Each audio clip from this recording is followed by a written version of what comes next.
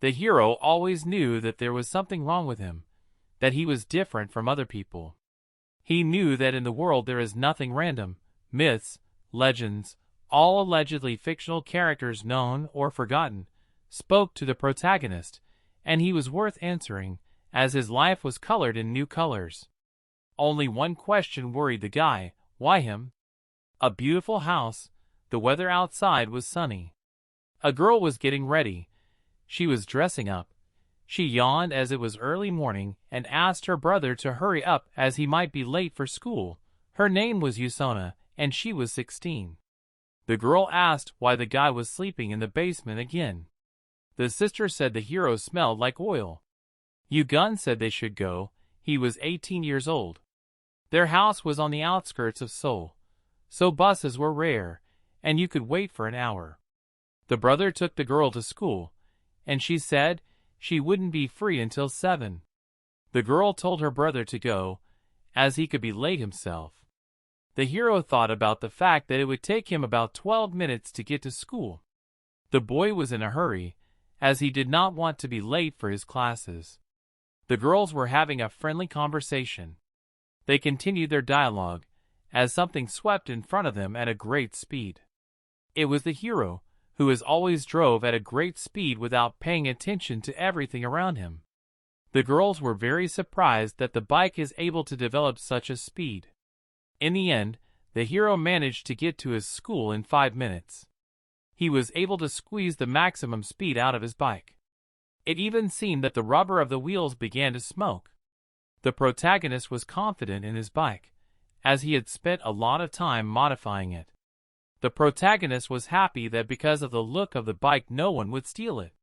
The guy put on headphones and headed to the classes, which he never liked, especially socializing with people. The hero studied in a school where only scum studied. It even seemed to the protagonist that such guys are specially collected in one place. The hero was enough to cross the threshold of the school to feel the atmosphere. The girls behind his back were discussing the fact that the hero smelled of oil.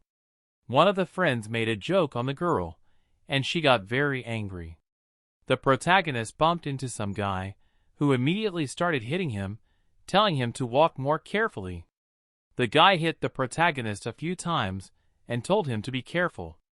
The protagonist knew that this was the norm in this school. The teacher turned to the hero and told him to come to him after lunch. As a former Special Forces officer, the teacher knew how to subdue hooligans in a rather barbaric way. Hero knew the nickname of the teacher, namely Chain Dog. He did not really want to mess with such a person. The classroom was in complete chaos. Only when the protagonist walked in did everything go quiet. The protagonist knew that as soon as he entered the classroom everything would go silent. He was used to this, so he just sat down in his seat. The girl was thinking that the guy was almost late. Everyone said hello to the teacher, who entered the classroom. The lesson began, and the hero took the weights out of his bag and laid down to work with them. Because of nightmares, the hero had to forget about normal sleep. His dreams were very painful, as if his flesh was being torn. The worst thing is that it could come at any moment, and then the hero was very tormented. The protagonist knew that his hands were so strong that if he squeezed his hands his nails would crack and the dumbbell itself would be crushed as if made of paper. The protagonist was approached by a classmate who said hello to him. He noticed that the protagonist was sleeping all the time and asked for sympathy as he had broken his arm. Some Yushik asked if the protagonist was ready for class. It was a friend of the protagonist's with whom they had been touching for the 2nd year. Looking at the book on the hero's desk, the guy was surprised. Sung Yushik wasn't sure if it was school material. It was hard to even think about this book. A girl came up to the guys and asked Gong if he was busy on Monday night. She was the head of their class. The hero's buddy made a snide face and assumed that the girl was asking the hero out on a date. The girl started saying that she meant a school event. The guys started arguing, and the protagonist pretended not to notice it. The hero looked at his watch. He has to meet his sister in an hour. the headmistress asked if the hero could help, but he refused, saying that he would be busy. The girl tried to persuade the protagonist, but his answer was unchanged.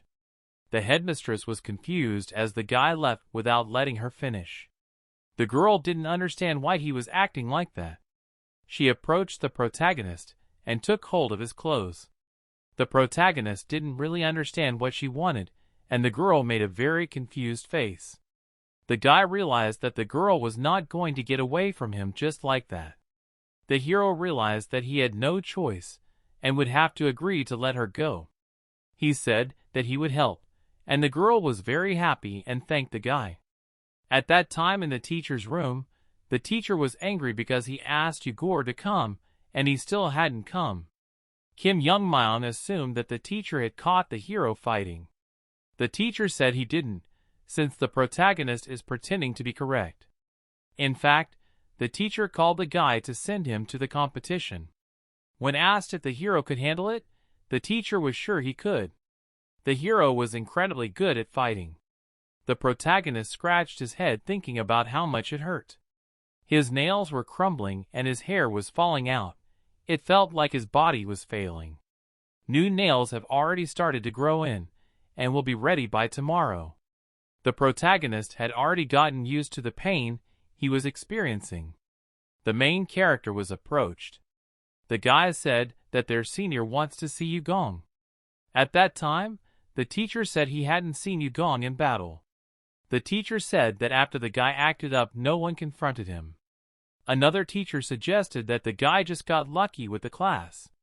At that time, the hero had already beaten up other people. He said he wasn't very strong, but he could fight back. The guy was beaten up and begged the hero to stop. The seized guy kept begging for mercy, and the hero looked at him and asked if the opponent deserved mercy. Yusona was approached by a girl. She had to stay a little late at school. Lee Gookie asked why the hero's sister was standing there. The girl explained that she was waiting for her brother, who was supposed to come by at 6 o'clock. The girl started talking about the hero and his place of study. The girl asked what happened to the protagonist in middle school.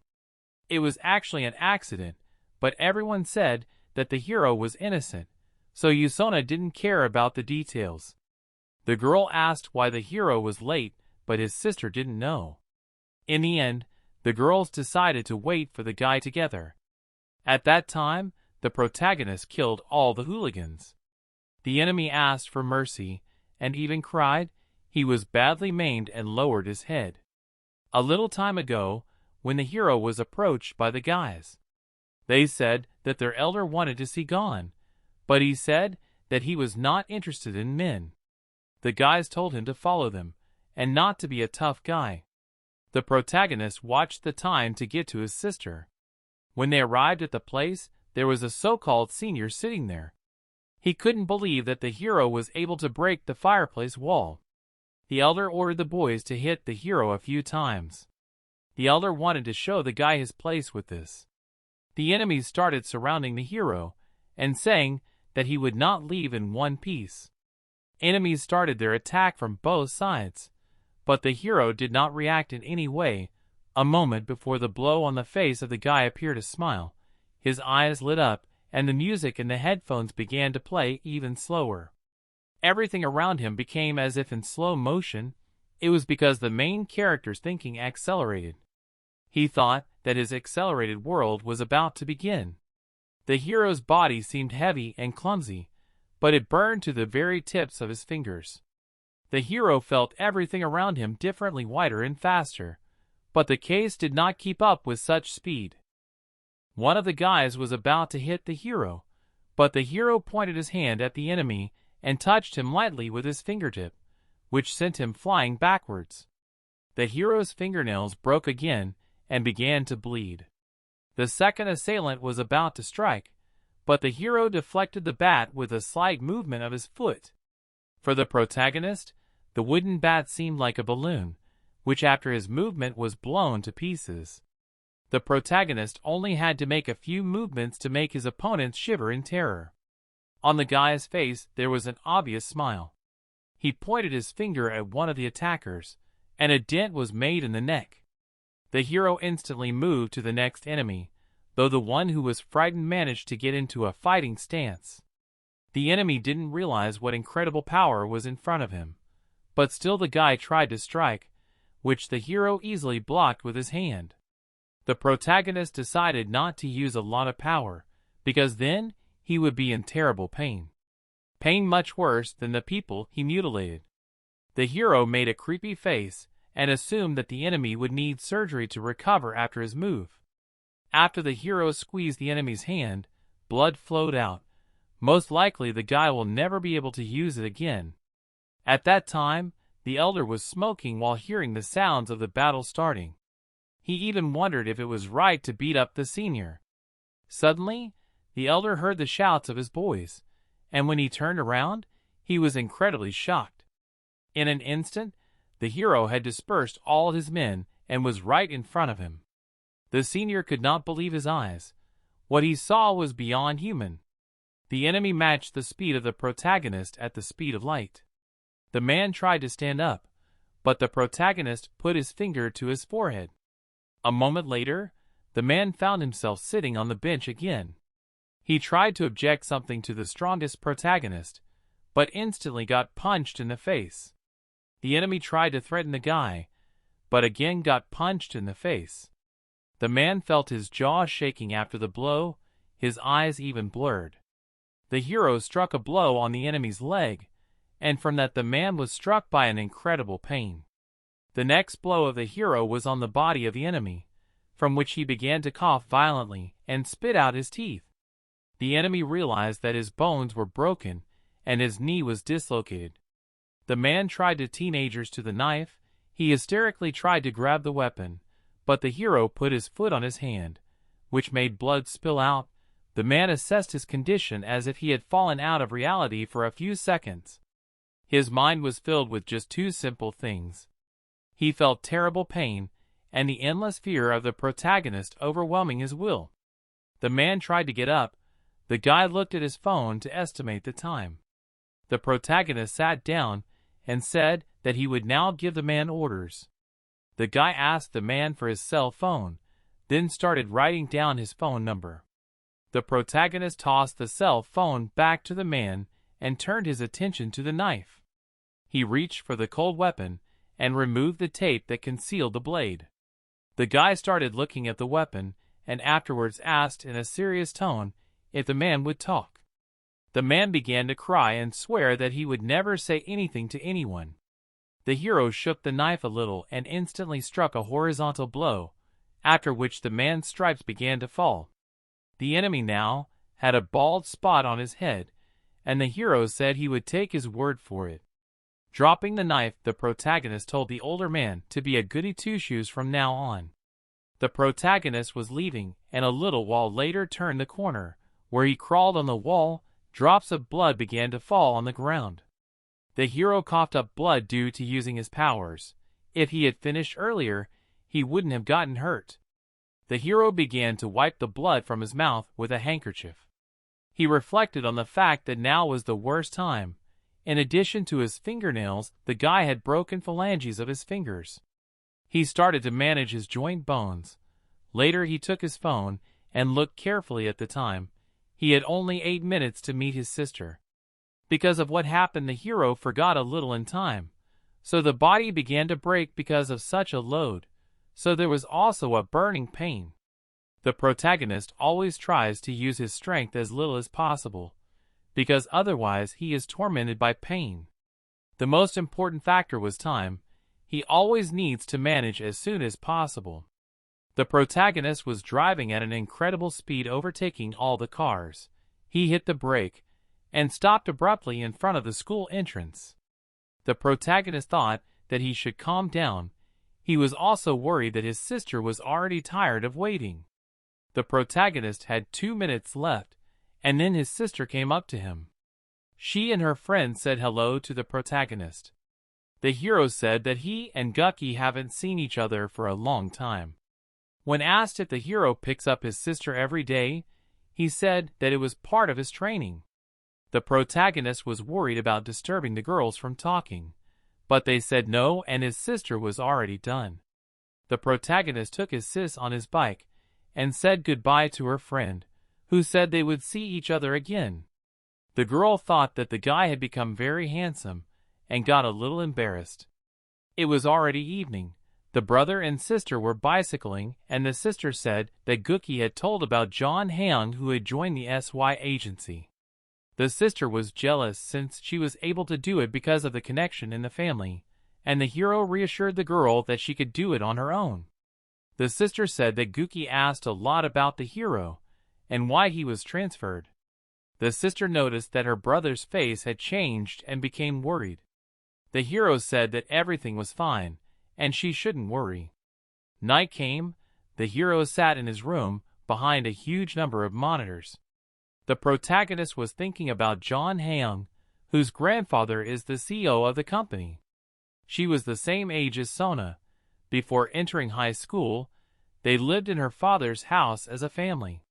The protagonist's father worked for the company for a long time, climbing the ladder from the bottom. They were engineers, so they worked hard. The company grew and managed to enter the stock exchange. The hero believed that the father was very important to the growth of the company. The truth is that the next president was an employee who did not work normally, simply because he was the son of the president of this company. This man hated the father of the hero. The protagonist, remembering about it every time, is very worried. According to the official version of the father left the company because of age, but what happened broke him. Memories brought his father pain. He would like to forget everything. The hero's reflections were interrupted by a phone call. An unknown number was calling him, but he decided to pick up the phone and ask who it was. On the other side of the phone sounded a familiar voice, which introduced itself as Haeon. The girl asked the hero to come to her house on Saturday, as his grandfather wanted to see him. The protagonist asked when he should come. He was told to come by lunchtime, and he agreed. The protagonist wondered if the president was okay. The protagonist received a message on his phone, and some Chaminshua he didn't know asked him to help her when she asked. After a while at school, a girl was sitting in class looking out the window. She kept thinking about something and was confused. She didn't understand why she was grabbing Ugor. A classmate came over and asked if she knew the news about Cha Min-soo from first grade. They started talking. It turns out Min-soo was a first-grade honors student. The classmate said that Cha Min-soo almost killed herself last night. The girl, who heard that a freshman had slit her wrists, was very surprised. It turned out that she had been bullied by the Rak Gyunyeon gang and had taken all the money she spent on cigarettes. Pa Gyunyeon was known as the border of Yunok's gang. The girl's mom said that the border's family was very rich and her character was just terrible. They continued gossiping, and it turned out that the first girl came from a poor family. Today the girl's mother tore into the school after seeing the suicide note and started blaming everything on the school. The vice principal turned a blind eye to all these cases and ordered others to do the same. Even the whole class was silent in fear of the border. A classmate said that she was very glad that her classmates were not such scumbags. The girl thought about the hero who sits behind her. Even though he sleeps all the time, he has good grades, everyone is afraid of him and doesn't touch him. He differs from other bullies in that he always has good grades. The girl suggested that the protagonist might be a genius. The teacher's room, the phone rang. The man picked it up, and there he saw a bunch of messages from the hero, who said that he would not go to school for the time being. The teacher was angry, but a man came up to him. When he saw the girl, his face immediately changed. She asked for Cha Min-soo's help. She had a very sad look on her face, and asked for it very much. The teacher didn't understand what exactly the girl was talking about, as he was really only dealing with the fights in the school. The girl said she would complain, which angered the teacher. He thought about it for a while. He thought about the fact that Yoon's family was known for trying to stop violence. She had asked her father very strongly to help. With a grimace on his face, The teacher said that he would listen carefully to what his daughter had to say. At that time, the hero arrived at the entrance of the huge mansion. He pressed the bell and introduced himself to be let in. He was told that he could pass through, and he thought about how it had been a long time since he had been in this place. The protagonist had spent his entire childhood here, but now it evokes a lot of different emotions, so he wasn't comfortable. The protagonist paid attention to the house where his family used to live. He wondered who lives there now. There was the sound of a dog running. It jumped on the protagonist and seemed very happy to see him. The protagonist talked to the dog. It remained very active as before. A man's voice was heard asking what the guy was doing. The protagonist said hello to Hang, and she said that Grandpa was waiting, and he wasn't here to play with the dog. The girl said that the protagonist is still the same, hasn't changed at all. The protagonist thought that the girl was still the same spoiled girl. The girl told the hero to shake off and wash his hands so as not to get the door dirty. In the office sat an old man who was very much looking forward to the upcoming meeting. In the past, he had called his son to him who had not talked to Biko. He started to talk about admitting his mistake, but he didn't understand why Biko for this job. In fact, he hated Biko and his son. He said he could finish the job himself. Jong Myung recalled the man's words about admitting a mistake. The old man asked what to call a thug who kidnapped a company employee and threatened him. The old man asked if that was also just a mistake. He explained that Bakho was the one who created the core of their technology, and that he should not be treated that way. The son started yelling that he had found the best experts, and they would figure something out, and the old man only felt sorry that he had such a stupid son. The old man asked about Haeung, who had signed a contract with the agency. The son asked for his father's help and promised that they would get out of the crisis. The protagonist went inside and said hello to the grandfather. He sweetly asked if the protagonist had a good trip. The hero said that he would love to see his grandfather more often, but there are reasons. The old man asked how the guy's father was, and the hero said he was busy at work all the time. The old man asked how he was feeling, and the hero said he was feeling better. The old man was upset that the guy is still sick, and the hero said that at least the disease is not progressing. The protagonist was a kid who started life with a hell of a lot of pain. The protagonist was worried about the old man, since the old man doesn't look good. The old man admitted that he had a request for the protagonist. The old man revealed that his granddaughter was preparing for her debut in Psy. The old man asked to keep an eye on his granddaughter. The protagonist promised that he would do so. The protagonist thought about the fact that the girl is the direct heir of the company.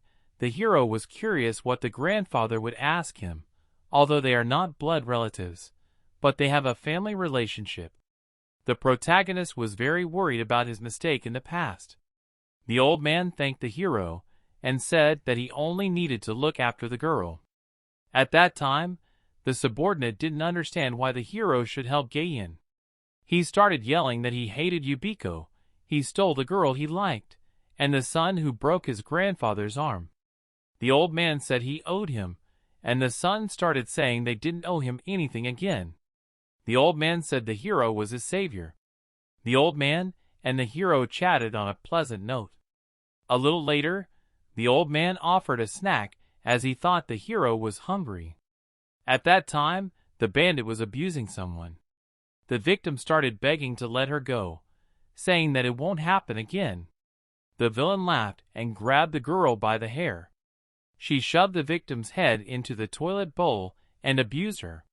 She punched her in the stomach and ordered her to bring her $30 by the day after tomorrow. She threatened to cut out the victim's kidney if she didn't get a little bit of money. The villain talked about the victim getting a job. She threatened the girl very much, and then she went out.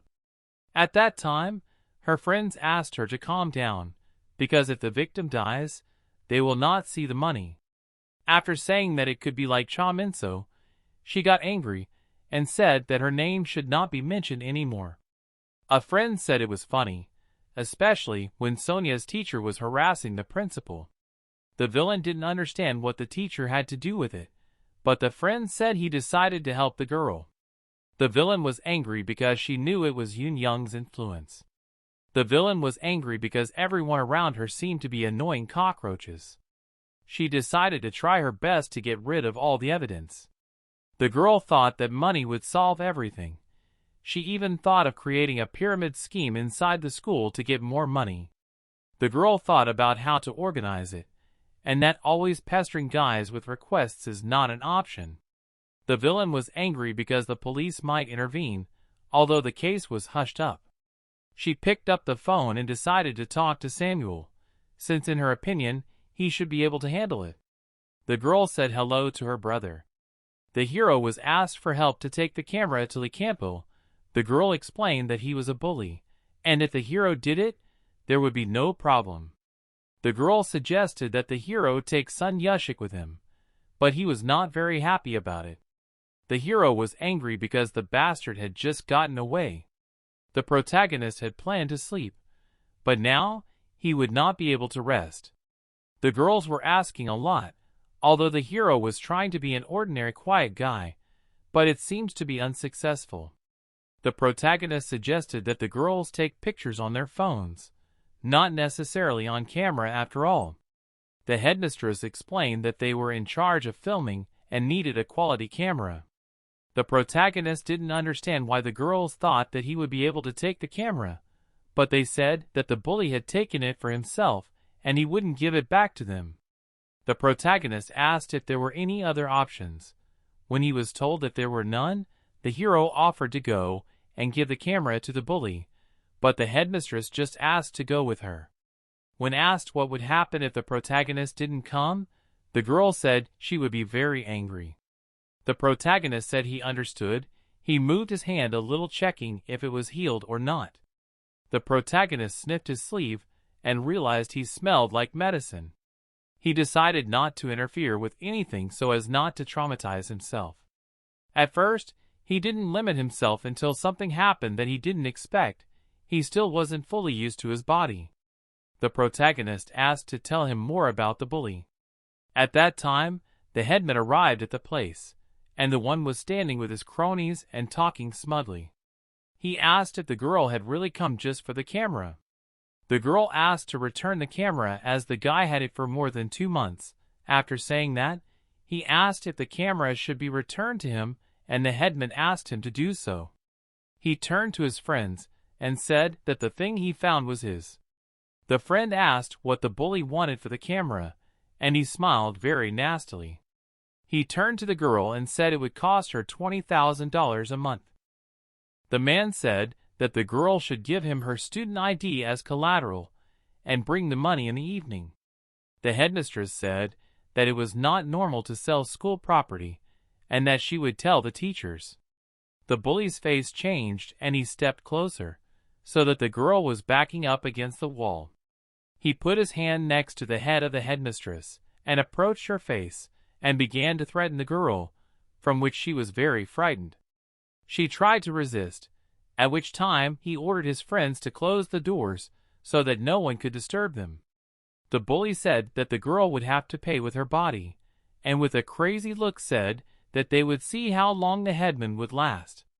The girl was incredibly badly frightened and begged to stop. The bully grabbed her face, and the girl was worried for the hero not coming. The bully asked how it wasn't necessary. She had been coming to him for so long after all. At that time something hit him on the head, and he indignantly turned around and started bullying. Looking closer, he realized the object was a pen. Looking at his hand, he noticed a blood stain. He started yelling at the arriving hero, and the protagonist said that even their school had gotten perverts.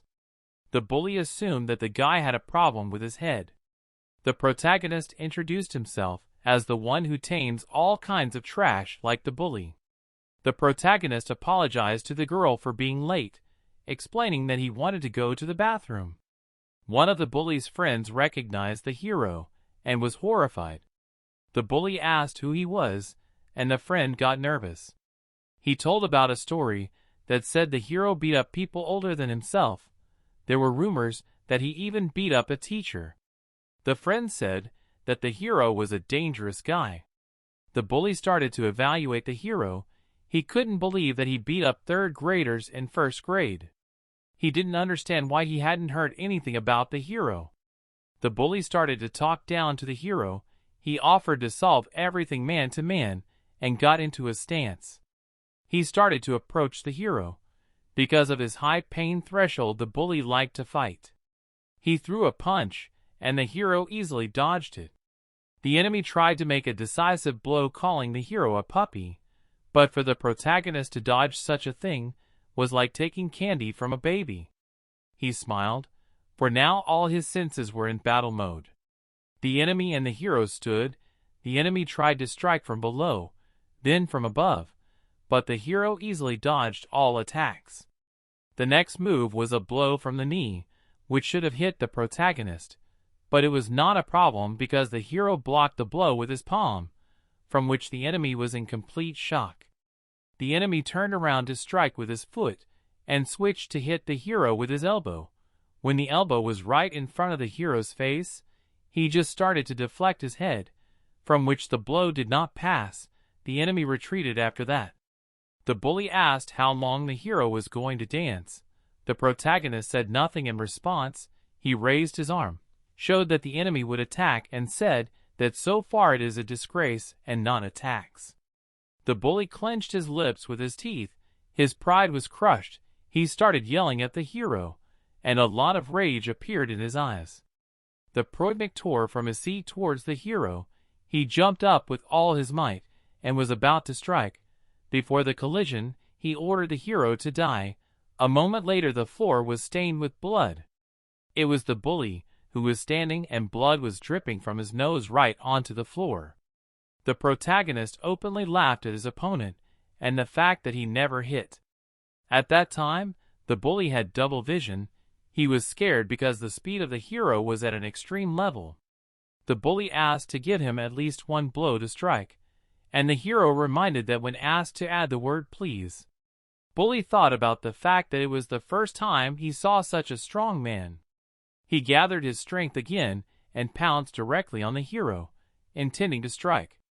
The hero took his hand out from his pocket, and after that the bully instinctively experienced fear, from which he instantly stopped. The hero immediately began to strike, but from fright the bully could not even move. The body of the enemy ran goosebumps. He even began to think that the fist of the hero became huge. The enemy realized that now it will be the end. She even thought about retreating, but in the end the friends were shocked, as the hero with one movement of his foot threw the bully very high. The fact that a person can fly from one movement so high was something impossible, but even so the hero swung and struck at the enemy, who fell from the height.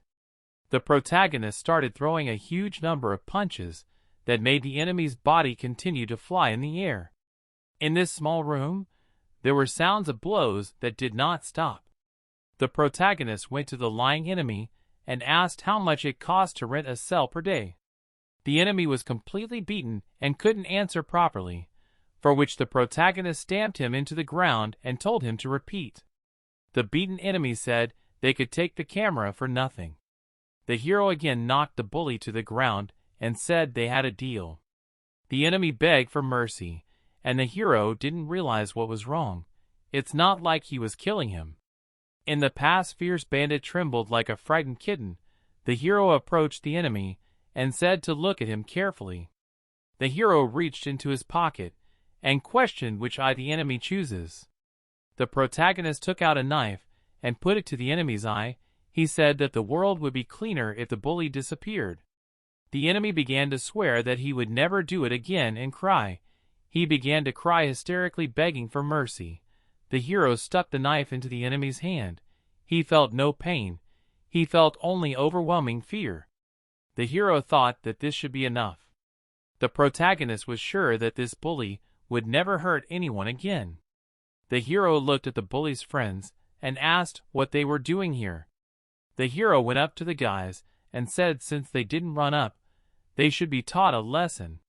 The protagonist punched one of the guys in the face. and asked if it felt good. One of them tried to justify himself, but a moment later, he got hit in the back of the head. The hero hit with such force that the guy flew into the wall. The protagonist asked if the guys had some brains. The protagonist turned to the girl and handed her the camera. She now began to believe the rumors about the hero. In the evening at the same school, the hero and the girl were walking along the school. The girl thought that even if she told someone she would not be believed. The hero asked if they were done, and the girl was surprised that she was not afraid of the main character. She said that so far they are done, but if what she counts on the help of the hero. In the evening, in a cafe, the hero sat with the girl at the same table. He Payumal silently looked at her, as if waiting for something. In the past, the girl invited the hero to dine with her, and for her help she decided to treat him. The protagonist was surprised that the headmistress is so kind. The girl apologized for just standing there. Laughing, she assumed the hero was having a hard time. The protagonist assumed that the girl was very nervous. The protagonist was not sorry for what he had done. The bully had dared to raise his hand on the girl. In the protagonist's opinion, he who calls himself a man would never raise his hand on a girl. The protagonist watched terrible action movies as a child, but in real life, in his opinion, everything was much worse. The protagonist tried his best not to use force, but he was sure that the girl's fragile body was hurt more and took her by the shoulder. The girl immediately asked what the hero was doing, and he told her to sit still. The girl felt an instant bitterness in her back. The warmth spread like energy. The girl felt as if she had drunk a medicine. The girl felt better, and the hero asked how she was feeling. She replied that she didn't know, though she thought she should thank the hero. The girl asked the hero what she wanted to eat, and he specified that she was paying for the dinner. He thought that the girl was rich, but in fact her family was middle class, and her father was an orphan. After a while, the girl stood on the stage and talked about books. A lot of students were falling asleep or sitting on their phones. The teacher turned to a student from the second row. The professor said that she would ask him a question, and he would have to answer. The girl asked what was the reason for the argument in the book they were talking about. The guy started to make up something about a man and a woman being on a desert island and fighting over a watch. The girl went on to say that no one was listening to her. She said that if the guys weren't interested, they should leave her class and not waste her and their time. The teacher was furious at this response. It was the beginning of recess. All the students were doing their own things. The girl got a call from her son, and they started talking. The girl asked how the son was doing, and he said that he was not a little boy and everything was fine. The mother apologized, and the son said, since she was sorry, she should give more money. The girl laughed, suggesting that the son had broken something again. The hero asked about his father, and the mother made a serious face and asked not to talk about it. They said goodbye, and the sister asked if the hero had called his mother. The sister said that she had talked to Haeyoung, and that she knew that the hero would be visiting them from next week. She asked why, and the hero only said that his grandfather asked him to. She clarified and asked about the former president. The girl asked if the brother was sure. She was worried because the hero had not fully recovered, but he said he was better. The sister was very worried about her brother, so he stroked her head. The protagonist smiled, as he has such a sweet and caring sister. The protagonist pointed to one of his sister's answers and asked if she was sure the answer was correct. The protagonist said that the example was easy, and the girl knew that only her brother could solve such complicated equations in a blink of an eye. The girl remembered that her father could do it, and thought that she was the only normal one among those monsters. Her sister also thought that her mom was strict. The girl was upset, as her family could not be just ordinary people. As time passed, a teacher sat in the teacher's lounge. The girl had taken over as class teacher 3 days ago. The girl was doing her duties well. She even heard that this class was rumored to be the best. In her class, there were normal kids who studied, but there were a lot of bullies in the school. She thought about the hero, and assumed that he was definitely not clean.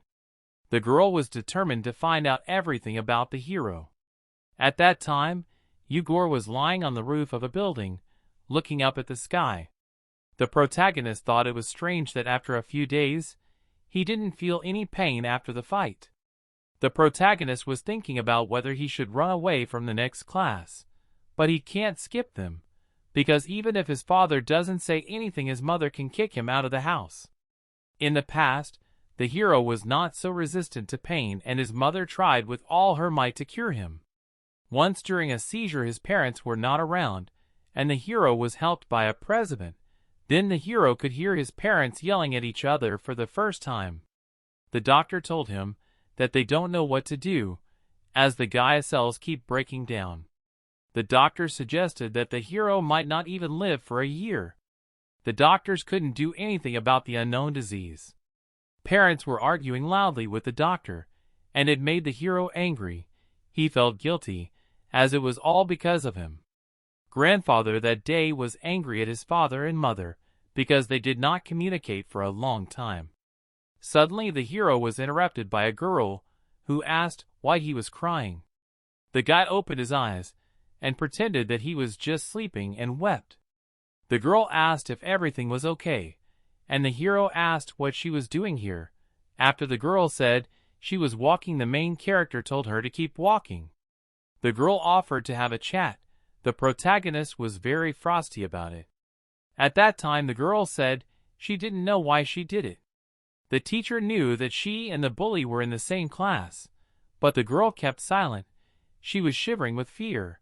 The teacher asked if they were being bullied. The teacher said the only way to stop the bullying was to tell the truth. He promised to keep it a secret. She said she didn't know the details. At the time the bully was biting her nails. Her friends said that because of that incident, they started to collect the victims and asked them. The bully was furious about what was happening. The girls discussed what the victim might have told the teacher. The villain was angry, but she managed to shut the principal up, and so far so good. But the teacher is a different matter. He would never go against his principles. The girl was very angry. She was sure she could handle the teacher. She called on the phone and asked if the man had learned something. After the person didn't understand anything, the girl yelled, because she was asking for help. The man on the phone asked how the girl would pay him for such a favor. She said what he wanted. He asked again, and she angrily asked what he wanted from her. The man said the girl was a quick thinker, and said it would be done by tonight. The girl sent the photo and asked to check out the teacher. She asked for complete information on the teacher as soon as possible. The person started asking for more information on the teacher. At the time, the teacher was punishing the boys and talking about his adventures in SWAT. The girl said in a low voice that Yunsogi had been caught. The girl went to Kwangpil's house to check on him. The friend said that he wasn't at school, and the villain was surprised, and the friend said that the guy wasn't at school yesterday either. The girl asked her friend what about the guys he hangs out with. The friend promolazel. After that, the bully asked her to bring a girl named Yunju-hung to her. At that time in the house where the protagonist lives, he was lying on the floor and making sounds of pain. The protagonist had an incredibly bad headache. That's how he begins to have a seizure. He had a Vini lab in the basement and went into a karcher. Inside, the hero's body starts spinning rapidly and it bandages up, preventing the guy from making any movements. Later, the space was filled with foam, which has excellent soundproofing and helps a bit with convulsions. The hero began to shake. He was in incredible pain. The capsule helped, and if it wasn't with steel, would have broken long ago. The protagonist was screaming incredibly hard, as he felt pain that a normal person would never experience. The capsule began to shake very hard. The protagonist laid down, and these moments can be called a real hell, because the guy cannot even pass out. The protagonist thought about mom and dad, people who are not around when they are so necessary. The protagonist wondered where this power came from. His head was spinning so much that he felt nauseous. It seemed that the world outside simply did not exist. The protagonist really wanted to writhing from the pain, but not a single muscle obeyed him, and he just endured and looked down. Later the protagonist tried to raise his head and look at the wall opposite.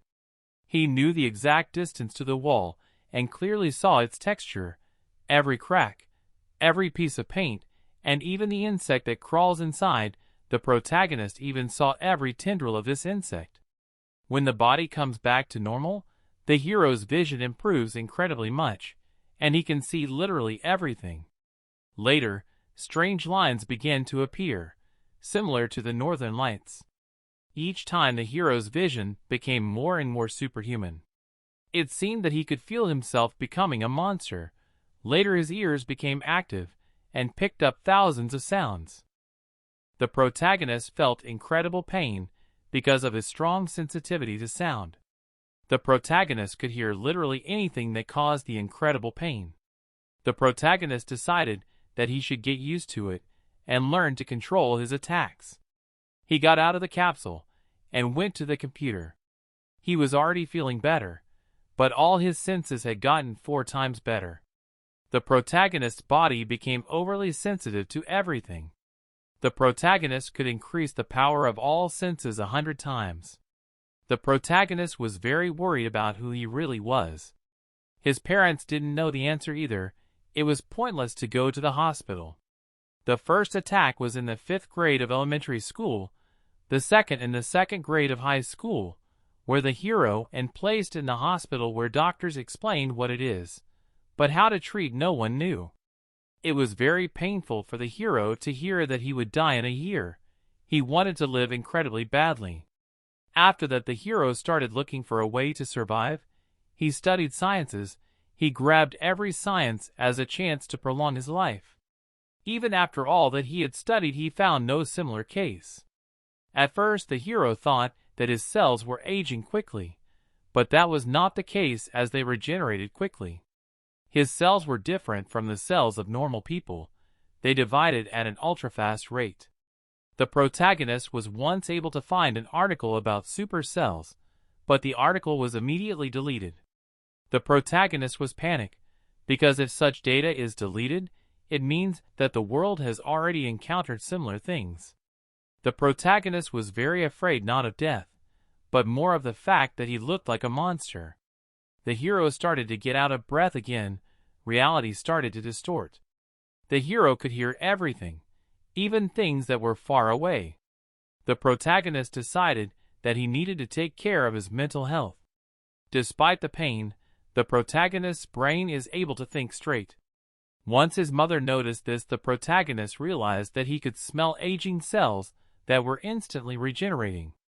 The hero was on the phone and said he was sick with the flu. On having to be warned earlier, the hero said he passed out yesterday and laid down all day. The protagonist wasn't sure if he could go back to school tomorrow. On the phone, they asked the protagonist to go to the hospital, and he refused, but he was convinced. The protagonist didn't understand why the girl was so kind. Now the hero will have to break into the hospital again. Suddenly the guy's face twisted. It started again. At first, he thought it was a seizure, but it started in a different way. The hero assumed that it was the finish line of his transformation. The protagonist threw up. He had always thrown up before, but this was the first time the guy was spewing gastric juice that was preventing him from breathing. The protagonist felt like he was dying as truly scary things started happening to him. He tried to calm himself mentally. All of the protagonist's organs went out of bounds, and his nervous system overloaded. The protagonist realized that he needed to regain control, as the process could be irreversible. He tried to put a limit, but the cells kept breaking down and regenerating. The guy was throwing up. He tried to pick up the phone, barely moving. He stayed in this state for an hour, although it felt like an eternity. The protagonist was able to cope with this calamity and adapt to the new level of his entire body. The protagonist thought that he almost died while adapting, although after such pain no death is scary. The protagonist realized that it would take a long time to fully recover, and his nervous system was definitely not in order. The most frustrating thing for the hero was that he could not sleep. He needed to move to strengthen the body. The guy was lying in his lab. Even the small light continued to blind the hero. It was morning, and the hero thought that the teachers would definitely kill him. The guy began to look for his phone, although every movement seemed to make his joints break. His hair was dandruffy and falling out. It seemed to the hero that some of them even grayed. And on top of all this was that he was thirsty. The protagonist looked at his phone, and a smile appeared on his face. His mom had texted him to get well soon. The protagonist got up and walked towards the computer. He was breathing very hard and sweating a lot. He finally got to the chair and was able to sit down, breathing a sigh of relief. The protagonist didn't understand why he was going through all this suffering. The protagonist thought about what kind of attack it was. This one was the luckiest of them all. He's not even sure if he's alive now. The guy was a bit desperate, as no medicine could explain it. It was day 5. It was 6 o'clock in the morning. The hero passed out in a bathtub with a solution. The solution contains a huge amount of trace elements that will temporarily strengthen the skin. In the end, the bath gave the hero a taut body with no skin left behind. The hero felt a bit of foreignness in the skin, but it was tolerable, though if you apply a little force the coat peels off. The protagonist checked his voice, and it was normal. He decided to treat the skin once more to make sure it would hold up. The protagonist has invented many things that help him live his life normally. The time between attacks is very long, but it takes half a year to get used to the new sensations. The protagonist assumed that given the amount of changes and recovery will take even longer. Now the protagonist had to spray himself with his invention 3 times a day in order not to smell. The protagonist couldn't control it. It was the only way he could lead a normal life. The protagonist thought about how to stabilize the skin aging process, but without a specialist, he has no success. The protagonist said that he would take it slow for now. It hurts to grit his teeth, but he promised that he would get out of this hell someday. The protagonist knew that his body was a temple that he was determined to perfect. To do this, he needed to study the body thoroughly and later correct all the side effects using the knowledge. For such a hero needed the one who created the human body, the creator himself. The guy really wanted to know what exactly was happening to him. Some people were sitting at a table discussing the risks of the case. The man with glasses said that the familiar's face showed that there were a lot of people involved, and the man confessed. One Ha said he wasn't selling out for money. The man started to talk the guy down. He started grabbing expensive things and said he couldn't buy that with his paycheck. The guy said he didn't need to spend that much money. The man continued to persuade the bespectacled guy by offering a larger amount. The man trying to buy the guy was from a company that was going through a bad time. The company was strong under John Myung's rule, but when his son came in, the company's stock fell 10 times. The man said the guy should think about his offer. The bespectacled guy was the best worker, but he was getting short of salary. He had to pay for his mother's hospital bills and the wedding, and now he regretted getting married. The guy said he'd think about it. The man said not to be so mistrustful, since he was trying to help. Goggles was angry but tolerant. He got up from his chair and extended his hand to the man who was trying to lure him and gave him a very nice middle finger. After that he went outside. Before that they had started fighting, and the guy himself is calm. This is the first time he snapped. He scratched the back of his head. Suddenly his face changed. He looked at his hand and was shocked. Upon returning home, the guy with glasses quickly took off his shoes and ran forward. He began to take off his clothes quickly and laid down on the couch. He was starting to feel hot. Earlier on his arm he noticed dandruff and wisps of hair that began to fall out. The guy began to expect a real hell. He was now only afraid of what was about to happen. In college, this man took time off work because of a strange illness. After the attack, his left arm and leg practically stopped working. The hospital told him that 95% of his nerves were damaged and couldn't be repaired. The cause was some unknown virus, but the guy didn't believe it, as there were a lot of strange things happening to him. The guy decided not to tell anyone, as he could easily be sent to a mental institution for such a thing. Suddenly, the guy with glasses started to vomit. He started to look for a basin with his hand, and the nausea appeared. For him, it was already a usual symptom. This time, after the guy had vomited, he was smiling. He started shouting with joy and saying that he had not suffered for 5 years for nothing. He started screaming and smiling as he got through it. Very quickly, the enthusiasm was gone because of the vomit he started spewing with his mouth. A little while later, the guy walked over to the mirror. He looked at his left arm that could move normally, and even his leg started to function normally. Now he was wondering what the limit of this arm was. He didn't believe he would recover, but it was worth all the effort, because now he had gotten the best gift. The boy said to himself that he had to clean himself up. In the mirror, he looked tired, but he was very happy.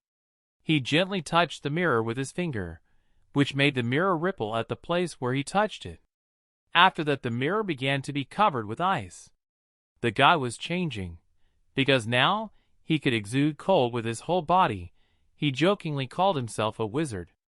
At that time at school, a girl was talking to a gopnik who didn't answer anything about his face. The girl asked the guy to confess, but he wouldn't give in. He said she'd figure it out, but the girl needed the guy to say it in person. She took him and tried to kiss him, but at the last moment he turned away and said he had nothing to say to her. This made the girl angry, and she started yelling at the guy. The girl could not understand why he was silent. Of course, he was beaten up. She couldn't understand who had beaten the guy so badly. The girl didn't think he would lose the fight so easily, and the guy apologized and asked her to understand him. The girl asked him to tell her everything, and he reminded her that he wouldn't tell her anything. She was very surprised that no one wanted to talk about what had happened. The girl couldn't understand who could have scared the guy so much. She assumed some gangsters. The girl was angry, but decided not to interfere in these matters. The girl said that since the guy didn't trust her, they were breaking up, but he only apologized for it. The girl was surprised that he was even willing to break up with her. She asked for a camera, and the guy immediately started screaming in fear that he didn't have one. When asked where the camera was, the guy said he took it back to school. The girl didn't understand, but he repeated the words about bringing it back. When the villain returned to her friends, she learned from them that the camera was at the head of the 5th grade. One of her friends told her that the camera was brought to the head teacher by the hero. The girl asked who Gong was. The girl couldn't answer right away, so the villain slapped her face for not being able to answer properly. The villain repeated her punch and started talking about how the girl was useless. She kicked her with her foot and called her a wretch. The girl fell from this blow and hit the desk. The villainess asked the others who Gong was. Her friends started to be silent, and she repeated the question again. The villain yelled at them and ordered them to find out by tomorrow. It was evening. The sister went into the room to the hero. She brought him a cold drink and asked if he was okay. The girl asked where his brother was, and he said that he was sick, so much so that he almost died. The sister asked again sickness. The hero just nodded his head. The sister took a closer look, and the hero didn't change in appearance, unless you count the chemically odor around the guy. The question of whether the hero has become even stronger, he knew exactly, and did not know the answer. The girl thought that her brother didn't have a disease, but more of a peculiarity. The sister thought that it was a unique trait of her brother, that he was not a monster but just a unique person. So she started to think like that under the influence of her mother. The girl thought that even though they were different, they were still family. The girl was surprised that people did not notice the features of her brother. It was their family secret. The hero asked where Mom was, and the sister said that she had gone on a business trip. The sister called the hero an elusive ghost and asked when he would return to school. The guy said that next week. The sister called the hero a lazy man, and he asked her to give him time to loaf around. At that time at school, the girl had already found out everything about the hero. The girl called him a bastard and was surprised she hadn't noticed him before. She smiled and asked if that was all the information. She said if it was all of it, it was time for them to hit it off. At the hospital, the girl asked how Minso was feeling. She was texting on her phone, and her friend's look became sad. She said she didn't know how she was feeling and said she asked for help. The girl didn't understand, but looking at her phone she saw that Cha Minso had asked Gong for help. The friend thought about the hero. She wanted to say something to her friend but kept silent. The girl's father often mentioned the hero's name. She was interested and found information on him. The girl thought that the hero is ordinary unless you count the expulsion from the last school. She thought that he is a psycho who hides well. But the girl's father denied such arguments. He insisted on his own. The friend touched the phone and promised that she would find someone to help the girl, so she asked her not to do more stupid things. She turned away as she was ashamed. In the evening of the same day, the friend was walking through the neighborhood. Because of the recent incident with Cha Minso, the gang had gone quiet. She was gathering evidence while her father was trying to solve the problem. She didn't know what to do in the current situation. A guy appeared behind the girl's back and followed her. He noticed this and immediately made the decision to call her father. She picked up the phone, but the girl appeared in front of her. He stood against the wall, and she remembered seeing her when she left Manso's house. Her friend realized that she was being followed, but it was too late. She was covered with a towel, and she slowly started to pass out before she could call her dad for help. At that time her father had finished his paperwork. Since he was in the special forces, it was easy to get denunciations. The teacher assumed that with such a huge amount of evidence, the principal would not be able to get away with it. The vice principal greeted the teacher and said that the girl couldn't have done such a thing. He shouted that she couldn't bully the students like that. The teacher said that the evidence was clear, and it was no longer his opinion but a fact. The deputy asked if it was original, and after hearing that it was, asked if the teacher had told anyone else. The teacher asked why these questions were being asked. The vice principal went up and asked what would happen if the public found out. He said everyone would be hurt. They would be guilty for letting it happen all year. He said that the parents of the children will not sit still and will not send their children to school after this. The police might get involved, and if it came to that, their school would be closed and all of them would be arrested as criminals. The teacher said it was right and hit the table. He said the first thing to think about is the kids who are suffering from bullying right now. The deputy said it's not like that. The deputy advised the teacher to think about it again, and he turned his attention to his daughter's phone call. He couldn't understand why she was calling right now. The deputy said he would figure it out, but he just needed time. The teacher asked what would happen if someone was sold to some rapist. The deputy reminded him that there are kids who choose to sell their own bodies. The teacher yelled at the deputy, and the deputy asked him to be quieter. The teacher said that he would not turn a blind eye and took the documents and said goodbye. The deputy asked where the teacher was going, and he said he was going to the police station. The teacher said there was no stopping him. The teacher said that if the police didn't help, he would call the prosecutor's office, and if they didn't help, he would call the media. The deputy didn't even know what to say in response. The teacher was thinking that he would soon lose his job and tried to call his daughter. At that time the deputy on the phone said they would take care of the troubled teacher, and the deputy breathed a sigh of relief. He was sorry, but he was not going to lose his prestigious job over something like this. He reasoned that adult life was just as cruel, and the only thing that mattered was power. At the time, the teacher was very surprised to receive a message on his phone. The teacher sat on the bench and pondered the fact that he wasn't really going to go to the police. He knew very well that the people who ruled their town belonged to the same family. The man couldn't understand why his daughter wasn't answering the phone when suddenly his face turned pale. He saw a message that shocked him. He was informed that his daughter had been kidnapped and ordered to destroy all documents. The teacher regretted not picking up the phone from his daughter at that moment. The man realized that he was being blackmailed by his own daughter. He was not going to back down, but he was not going to sacrifice his daughter either. The man believed that his enemies had crossed a line that should not have been crossed. The teacher was determined to rescue his daughter. He looked to the side, and there rode a bus towards the man. He decided to remember his youth in special forces, when he had done tougher missions. He picked up his phone and carefully reread the message sent to him. He stood up and headed straight, thinking about how nasty his enemies were. At that time, an untitled file arrived on the protagonist's phone. The message came from a teacher, and the protagonist didn't understand what it was about. The protagonist hoped it wasn't something obscene and decided to open the file.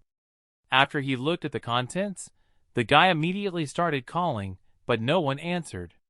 At the time, the person who received the call was playing computer games. He was angry about being called and answered the phone rudely. After he recognized the hero, he started yelling about where the hero had disappeared to. The guy admitted that he had been sick for a few days, while the friend talked about how worried he was and asked what he needed. The protagonist asked if everything was all right with the teacher, and the friend did not understand why the hero. When the protagonist asked the friend to tell him again, the friend thought about it and explained that the teacher was seriously involved in Cha Minso's case and was collecting dirt. The protagonist asked for more information, and the friend asked if he knew Cha Minso. The hero asked who bullied the girl and why. The guy said it was very confusing, but the hero didn't care and asked for more information. The friend said that if the hero wanted information, they should meet, and he would tell everything.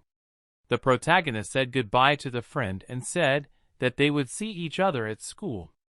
The protagonist looked at the message again. It was also from a girl he didn't know. But the teacher gave all the information and the blackmailer's number. When the protagonist called the number, there was some guy on the other side. The protagonist started thinking and came to the conclusion that the culprit was Park Yoon-young. It was too easy for the protagonist. The protagonist realized that the girl wanted to cover up the case like that. The protagonist didn't understand why the teacher sent the files to him. The hero realized that the enemies had a hostage. The hero got up and headed to the exit of the house. He was determined to fight. The protagonist thought about how he could maximize the time he could use his power. The protagonist studied many things so that he could get away with it in any situation. The protagonist said it sounds like paranoia, but that's the reality. The guy sat down at his computer and thought about where he should start. The protagonist intended to hack into the network of the mobile operator to evict the criminals. After a little time, the hero managed to break through the phone.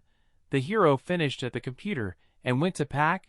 He put on a black suit and put on a cap. The protagonist left some paper behind him and walked out of the house, where a cab was already waiting for him. The protagonist started to get inside the car, and when he got in he said hello to the driver. The protagonist told where they were going. He moved out exactly 30 minutes after the teacher's message. At that time at the construction site, there was a huge number of cars driving. One of the cars stopped near a man. The teacher was shoved in. He was stabbed and told not to move. He looked in the direction where he saw a man sitting on a couch. The teacher started yelling about where his daughter was. The enemy told the teacher to sit down so they could talk like adults. The enemy asked his man where the teacher's daughter was, but he said he didn't know. The enemy explained that he had caught some girls today. The teacher counted 20 men who were most likely mobsters. The man knew that the main gangs of the neighborhood would be involved. The teacher said they could only talk when he saw his daughter's condition. The gang leader noticed that the teacher loved his daughter, but asked why the man thought that his daughter would not be harmed.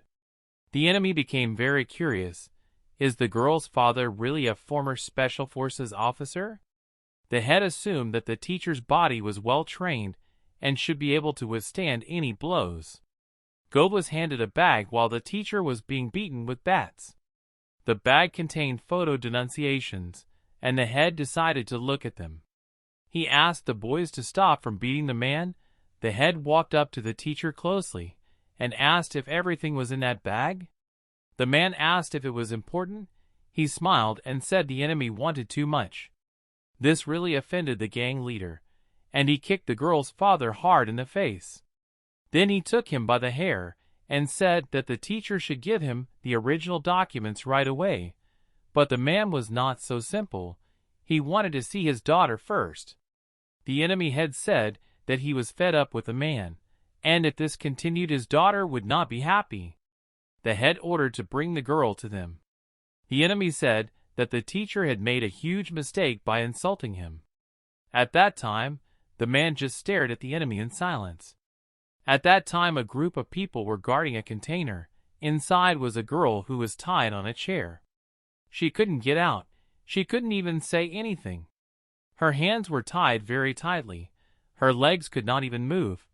She was very dizzy and nauseous. She was crying because her father did not pick up the phone. The girl felt completely disconnected from the world. She assumed that this was also the work of the bully. She heard the sound of doors opening. 2 men entered the container and went towards the girl. There were screams, and the girl recognized her dad. She really wanted to hear her father's voice, but not like this. She was very worried about her father, as the screams were scary.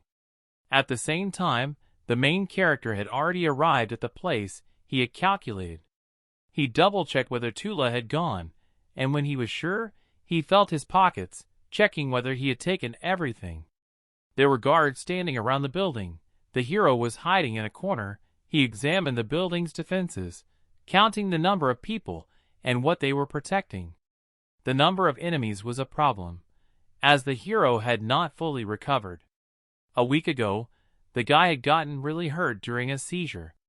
He clenched his fist and made up his mind, still wondering what he was capable of at full power. The protagonist had to go around the building. The back was bigger, and there was a 4-story structure. The protagonist went inside and looked around. He started climbing up the beams. Even though he was wearing gloves, it felt like the skin on his hands was coming off. He climbed upwards at a fast pace. He reached the window and noticed that it was not glass but cheap plastic. The protagonist decides to try using a special knife. When he pressed a button, the knife heated up, the protagonist's own design. With this device, it was easy to cut the plastic, and eventually the hero made a small hole. After cutting the hole, he put his ear to it and listened. The protagonist knew that his keen hearing would definitely pick up the conversation inside. The distance was too great, so the protagonist had to concentrate and make the sensitivity even greater. Then the sound wave instantly shook his eardrums. The power of the sound was huge, but the hero tried to filter out the excess to hear what he needed to hear. He heard people talking about making a video in front of his dad. Guys were discussing the girl's age and talking about whether or not they would be ordered to do it. The main character started to choke and interrupted. The main character was angry about these freaks. The guy grabbed the edges of the window. He intended to not waste another second. The protagonist decided to break straight through by breaking the window. He succeeded and ended up inside. The head of the gang was beating up a man. The teacher looks very proud of himself for someone who wasn't even alive. The head said that the man was about to be staged. The teacher saw his daughter with several enemy sixes behind her. The girl was incredibly scared. At that time, the teacher smiled, as he was very happy that his daughter was all right. At that time, the head struck the man right on the head. He walked over to the girl and asked, "You are a smart girl, aren't you?" He told her to think hard about what might happen to her father. He got in close and asked her if she wanted to help her daddy. The enemy held the girl by the shoulder and looked at the teacher. The man was smiling even in this situation, which surprised the girl very much, and she couldn't understand why so. At that time everyone heard a noise. People immediately reacted and went to the source of the noise. It was the hero who didn't have any ceremony and broke the window. Once inside, he looked around a bit, and realizing where to go, he immediately rushed out. Grabbing the ledge, the guy easily climbed up, though the recoil from the fact that he strained his arm a little was terrible. He heard the voices of his enemies ordering him to get out. They were communicating among themselves, asking if anyone had seen the intruder. At that time, the hero was moving along the beams above. He got to a place in which the head of the enemies was visible. The protagonist recognized the girl and her father. The teacher can't even get up himself. He saw the protagonist on the ceiling, and it seemed in his eyes there was hope for help. The hero noticed that look and hesitated. The teacher was smiling, and the hero was thinking about whether he would be able to cope after that attack. He decided to use all methods and reached into his pocket. From there, he took out a coin and threw it directly at one of the enemies. The coin flew past. The man was too late to react, but when he looked at the spot where it hit, the concrete was punctured by the coin. It looked eerie, as a normal coin had just punched through the concrete. The enemies immediately stirred. They realized that an intruder had gotten in. The protagonist wasn't sure if he could handle it, but his body didn't seem to be hurting much. The protagonist decided to make some noise so that the enemies would scatter. The protagonist decided to toss coins until his body recovered. The enemies were also unusual and moved in groups. In groups of people, flying coins caused a panic attack. At the time the head was panicking, he was determined to get the original documents as a matter of urgency.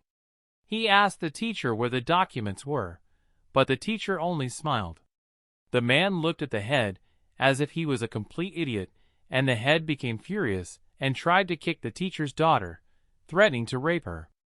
The man grabbed his enemy's leg and confessed that all this time he was just biding his time. At that time, the hero moved around and threw coins in different directions. He attacked the enemies with a huge amount of coins that looked more like bullets. Enemies could not block, and even dodge could not, as they did not see the coins in flight. The protagonist decided to proceed to the second phase of the plan. He threw a coin within a centimeter of one of the enemies, who saw that he had just almost died. The protagonist tossed another coin, but this time it hit one man right in the head. The others noticed with great delay that their comrade had fallen. They approached their ally to see if he was alive. One crouched down to see what had happened and saw the coin that had pierced the guy's skull. Later another coin flew near the crowd, and they were startled. The enemies didn't know where the attack would come from, and which of them would get hit next, and were terrified of it. The protagonist knew that under the influence of fear the bandits would definitely gather in a crowd. Now the hero was sure that the probability that he will not get hurt more than 80%. Coins flew at a great speed. They knocked out people one by one. People who were hit threw their weapons and lay down because of the tremendous pain they were experiencing. One of the bandits was shot in the nose. Another was hit in the throat by a coin, and a third was unlucky enough to get a coin in the eye.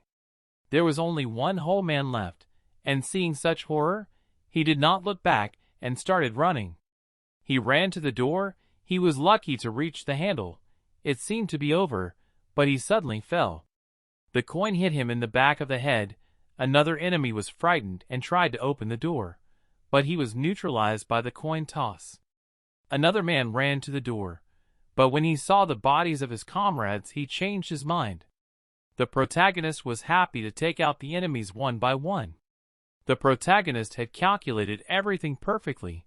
He was able to save his body and eliminate the enemies at the same time. The enemies were lying on the ground. The man started waving the armature and asking the hero to come out and fight like a man. Suddenly the enemy began to cowardly, he dropped his weapon, and twisted, and fell to the ground, as the coin hit right on his dignity.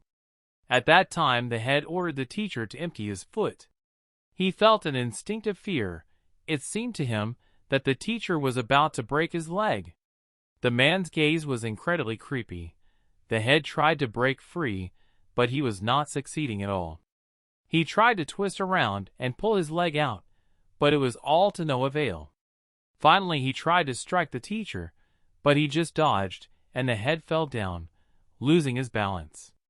After this, the joint of his leg was dislocated. He looked back with a frightened look, where the teacher was holding his leg and smiling a creepy smile. The enemy felt and heard a terrible crunch. The leg bone was definitely broken. The enemy started crying and begging to let him go. At that time, the teacher said he was giving the enemy a real reason to get out of the army. At that time, the girl stood quietly under the screams of the bandits, who were running away and begging for mercy. Upon reaching the door, one of the enemies was hit in the neck with a coin. The two people standing next to the girl received a coin each at the same time. She looked up and began to look closely. She couldn't see very well, but she was sure there was someone there. At that time, the girl turned her attention to her father. He was mocking the head, who was begging him to let him go. The girl didn't want to see her father tear the man apart with his bare hands. She didn't want her father to take on such a sin. The girl hated the girl who made it all happen. The enemy came inside and said from the doorstep that everything was clear outside. He was surprised to see the guys lying there. One guy told him to call everyone to them right away. He begged them to get help, no matter who, but someone. He begged him to hurry, because at the time the teacher was choking the head, and he was calling for help. He begged for his life, and the teacher asked what the bastard wanted to do to his daughter. The teacher knew he had broken his enemy's leg so that he would never walk again. The head said he was wrong and begged him to let him go. The teacher struck the head's face, and the head started coughing up drool. The head promised that it would never happen again. He even tried to buy his way out with money and connections, but the teacher punched him in the face. He gave a grim look and said it was too late to do anything about it. The man said he would kill everyone in the building. Although the teacher changed his mind, he warned the head that he would have to walk and look around, because he would come and skin him one day. Holding the enemy by the neck, the teacher asked if the piece of shit understood him. The teacher could relax as all the sixes had been eliminated. He decided not to touch his daughter yet, as she needed to come to her senses. The teacher looked and thought. A man was approaching the girl sitting on the floor. The hero approached the girl. He took her by the shoulder, which scared her very much. She wanted to turn around to see who it was, but the hero did not let her do that and turned her head. The guy helped the girl by pushing her forward. The girl noticed a very strange odor coming from the hero. She could not understand why and where he was leading her. The girl assumed that she was being held hostage again, but the hero took the ropes off the girl's hands and put 2 cell phones in them, saying that she was free to go. He told the girl to be careful next time. The girl felt the guy take his palm away and instantly turned around to see who it was, but the hero had already disappeared. Only the scent remained. The girl looked carefully, but the hero was nowhere to be found. She realized that it was the same guy who had killed all the bandits. The girl was glad that she had her phone again. In the girl's hands there was also a phone she didn't know, and both of them were recording sound. She realized that now they had all the evidence. At the same time, the teacher called the hero a sly fox. In his opinion, this action was very strange. The man couldn't understand how the hero had managed to find them so quickly and help them. The teacher knew that the police would arrive soon and was glad that everything was all right. The daughter grabbed her father's hand. She looked at him with a pitying look, as if asking him to stop. The teacher realized that his daughter didn't want him to become a killer, so he let go of the enemy's body. The girl helped her father to stand up. At that time the doors opened. The man said he had received an emergency call. He asked if the teacher was here. He said he was, and the rescuers started searching. They were told there was a rabid dog. They asked them to tell them exactly where the dog was. After a while, there were many ambulances at that place. The teacher asked what the man wanted from him. At that time the deputy introduced himself as Leah Kim. The teacher asked what the deputy's business was. At that time the deputy did not give an answer. The deputy asked what happened, and the man told about the kidnapping. He said he was injured while rescuing his daughter. The teacher said it was strange that the deputy had come here. He asked if it was normal for politicians to kidnap high school girls. The man immediately said that the man was wrong and such a thing could not even happen. The teacher asked for an explanation, since such an option is missing. In fact, the man was in shock, as it appeared that there was some kind of massacre. He himself did not understand the reason why the deputy sent him here. The only thing he could assume was to check the situation. The teacher assumed that the deputy had something to do with the case. The man turned pale as he began to think about it himself. The teacher said that he would demand an investigation as it was crazy and should not happen. The man called the supervisor and told him that he had arrived at the scene.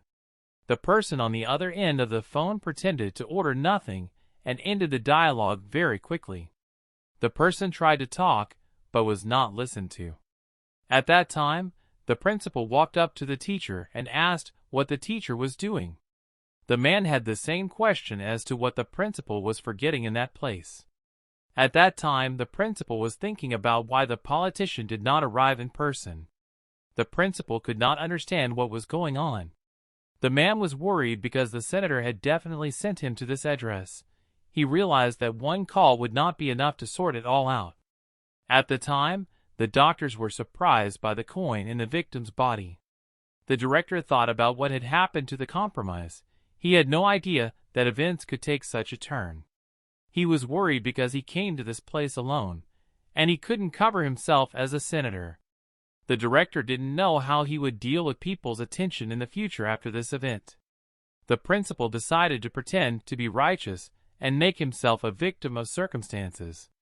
The principal intended to get the teacher's support, then it would be easier for him. The old man could not think of a way to convince the teacher. At that time the politician hoped to leave the place as soon as possible and cover his tracks, but the teacher did not suspect anything. The teacher was a true fighter for justice, and his reputation could play into the principal's hands. The principal was determined to use the teacher's abilities. The protagonist was walking down the street. He looked at the building and thought. The bell rang indicating that someone had gone inside. All the people paid attention and followed the guy. The hero was walking through this place with trash everywhere. He approached the bar and ordered tea from a girl. She said that there is only Le Tom, and the hero said that it would suit him. She asked if the protagonist would drink tea in the hall, and he said yes. The protagonist asked if those students could drink alcohol. The girl was scared and seemed to be in despair. The protagonist changed the subject and said he was waiting for his tea. At that time, the hooligans were doing some pretty awful things in the cafe. The girl was shaking all over. Somehow, she managed to make the tea and put the tray down with trembling hands. It was incredibly noisy around, as the hooligans did not care about it at all. The protagonist asked how often the boys were here, and it turned out that for about 2 months they came every day. The hero was approached behind his back, and he turned around to see who it was. It turned out to be some guy who said the hero wanted to see him. He asked who wanted to see him. The man said they should go, and then he would find out. The hero said he was busy and would come back later. The protagonist remarked that it seemed like his refusal had offended the guys. The guy promised the girl that these hooligans would not bother her anymore, also promising that they wouldn't do anything to her. The hero asked who he wanted to see and ordered him to show her. He took one of the bullies by the neck and told him to lead the way. At the time, a hooligan surrounded by bullies was sitting at a table. The girl was worried whether everything went out with the bandit, as he does not contact her. At that time, the protagonist together with that man was on his way to the hooligan.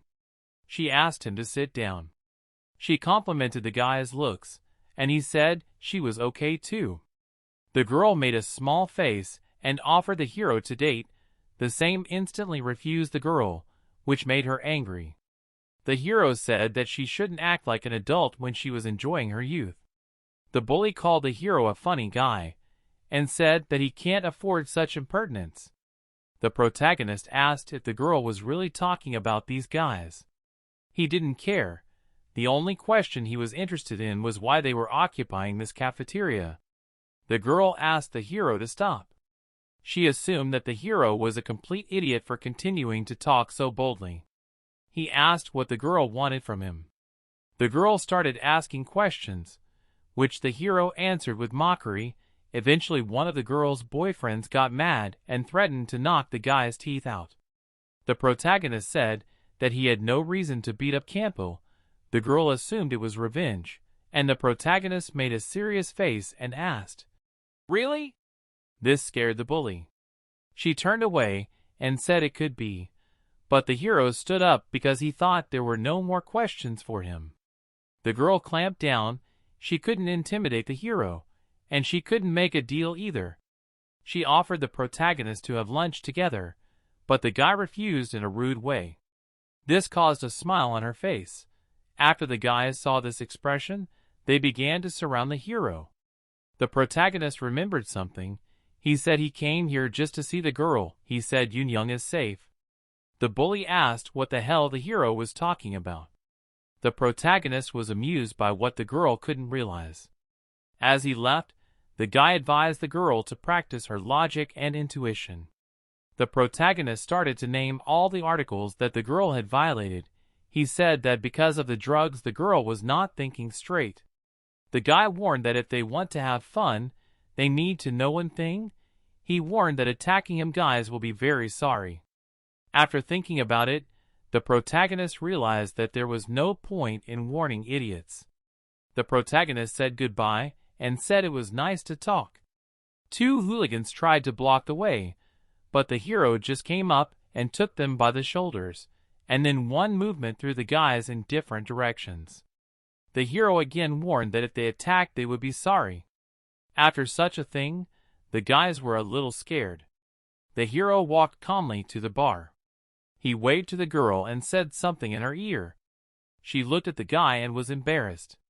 The hero headed towards the exit of the room. There was silence, and after a moment the girl said it was time for them to leave. She went to the counter and asked how much money she had to pay. It turned out that 37,000 was a big price for her.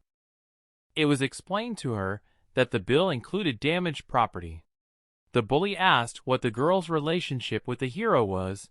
She didn't understand the question, and the bully repeated the question again, and the girl said that the hero was just a regular customer. The girl asked what the guy said to her before he left, and the girl said it was nothing special.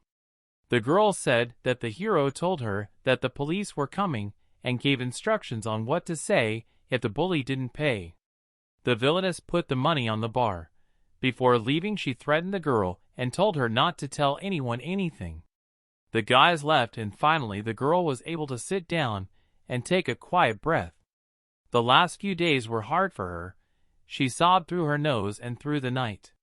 One day her store was going to be bought out, and when she refused, these kids started coming in, and because of the normal customers didn't come in. The police weren't going to deal with the kids. Later, the kids started damaging the property, and she got into debt. And from that moment on, the girl got adequate help for the first time. The protagonist gave a number to the girl and told her to contact him if anything like this happened. The protagonist said that he would like a normal tea next time, and if it comes out, it's free. The girl couldn't understand where the hero came from, and it didn't seem like a coincidence. After a while, it was clear whether inside the hospital the daughter asked her father not to get up, and he was wondering about the cost of treatment. The girl said the principal would pay, and the teacher said a couple broken bones were nothing. He started talking about the army, and the daughter decided to leave. The man asked how the girl was doing at school. The girl said that everything was fine, he was considered a hero, and the vice principal had written a dismissal. The man pondered that the case of his daughter's kidnapping, the principal who came to the site, and the senator's aide, he assumed they were all connected. He didn't want to bring the hero into the case, but it was too late to think about that now. He looked away and thought about the fact that his daughter was in danger, and he had no other choice. The teacher thought that they would just leave her like that, and he needed to find a solution to the bully, as there were serious people behind her. The man said out loud that this was all he had to do. A girl was peeling an apple, and asked what her father was muttering to himself. At the time, the protagonist was sleeping in his classroom. A friend asked how he was feeling in Rao, but admitted that his body ached, and asked him not to touch him as he was tired. He admitted that he really shouldn't disturb the number one. The friend explained that the hero was ranked number one in the top honors students of the school. The protagonist explained that he was preparing for college, and the friend was surprised because the protagonist didn't want to go there before. The protagonist said that he just wanted to go to college, and that he didn't care what would happen there. The friend wanted to go to college with the protagonist, and when asked why he wanted to go, he asked if the protagonist was against it. The protagonist said he was okay with it, but his friend would have to study for it. The friend recalled that he had met Gong last year. Then, there were constant fights in their class, and it lasted until the first semester. The hero's friend was walking along and heard that the ranking of the students was to be announced today. He decided not to even look at the results, and just sat down in his seat. Everything changed because of the hero. He said that the guys were being too noisy, and he couldn't sleep because of it.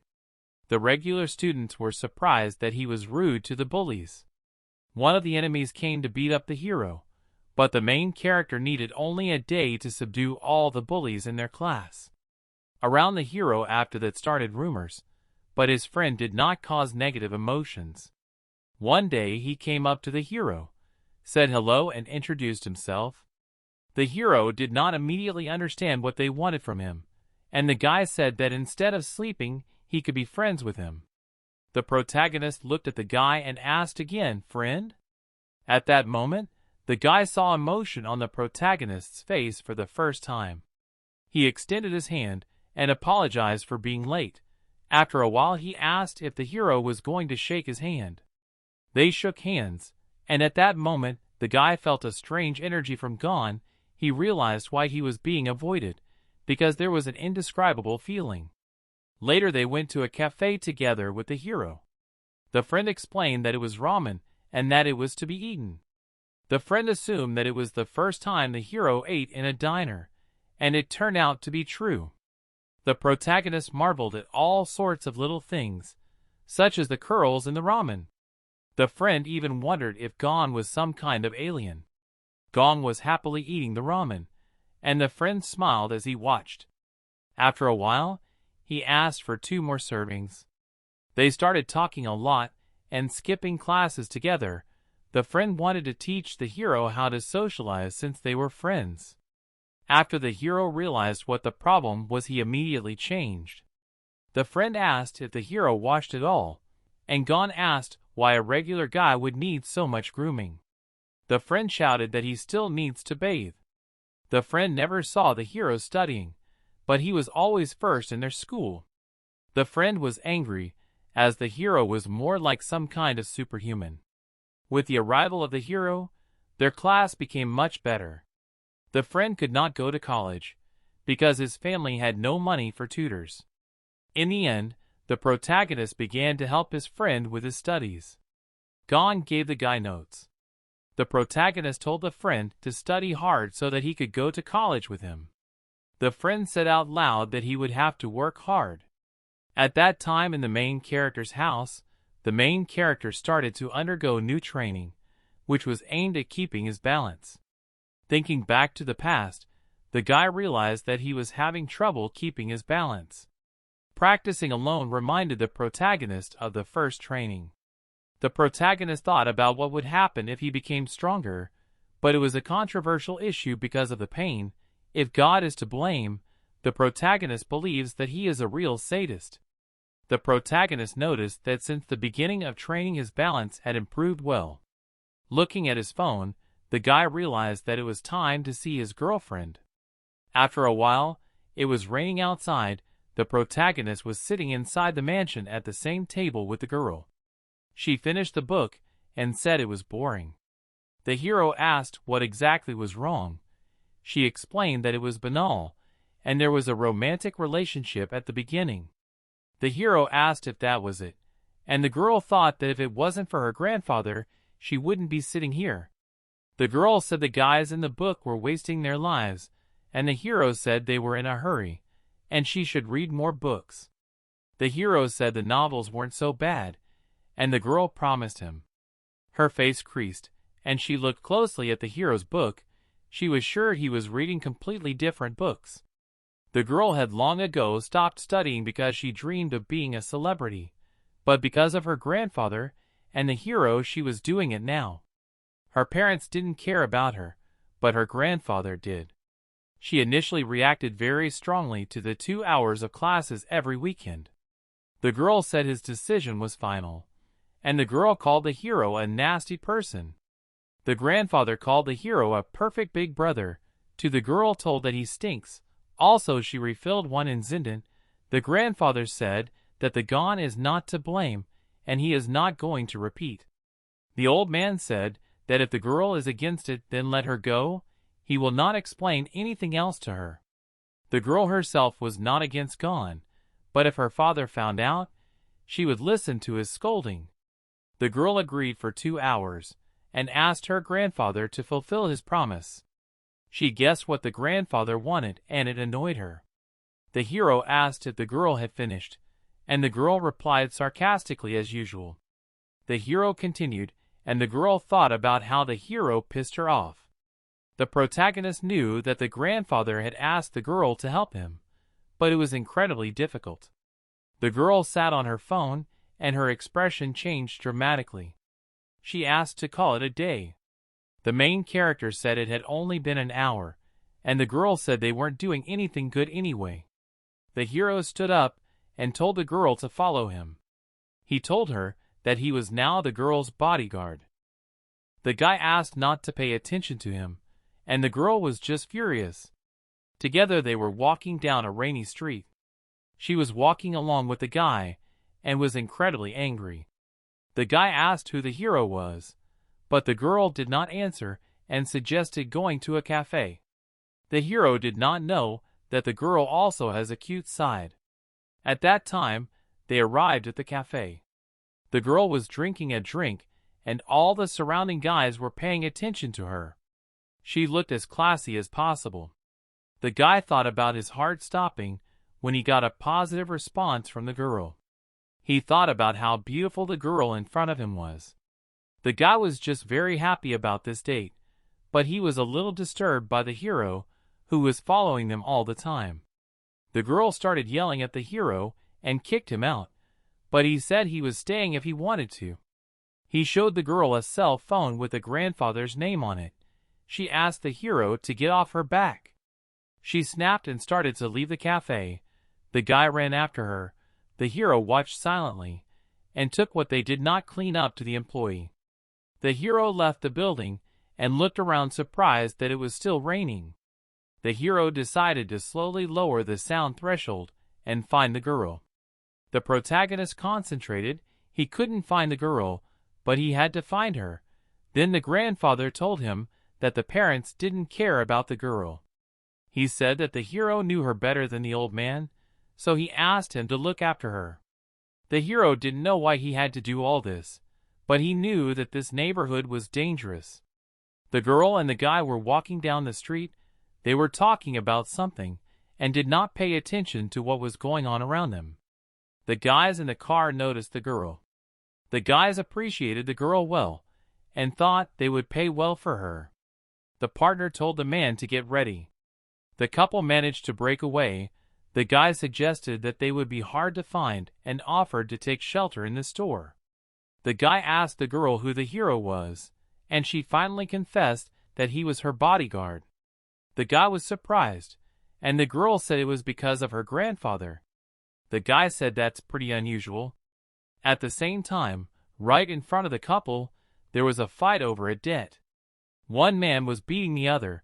The girl suggested they leave, but the man who was passing by hit her with his shoulder, then curled up in pain and yelled that he had his eye out.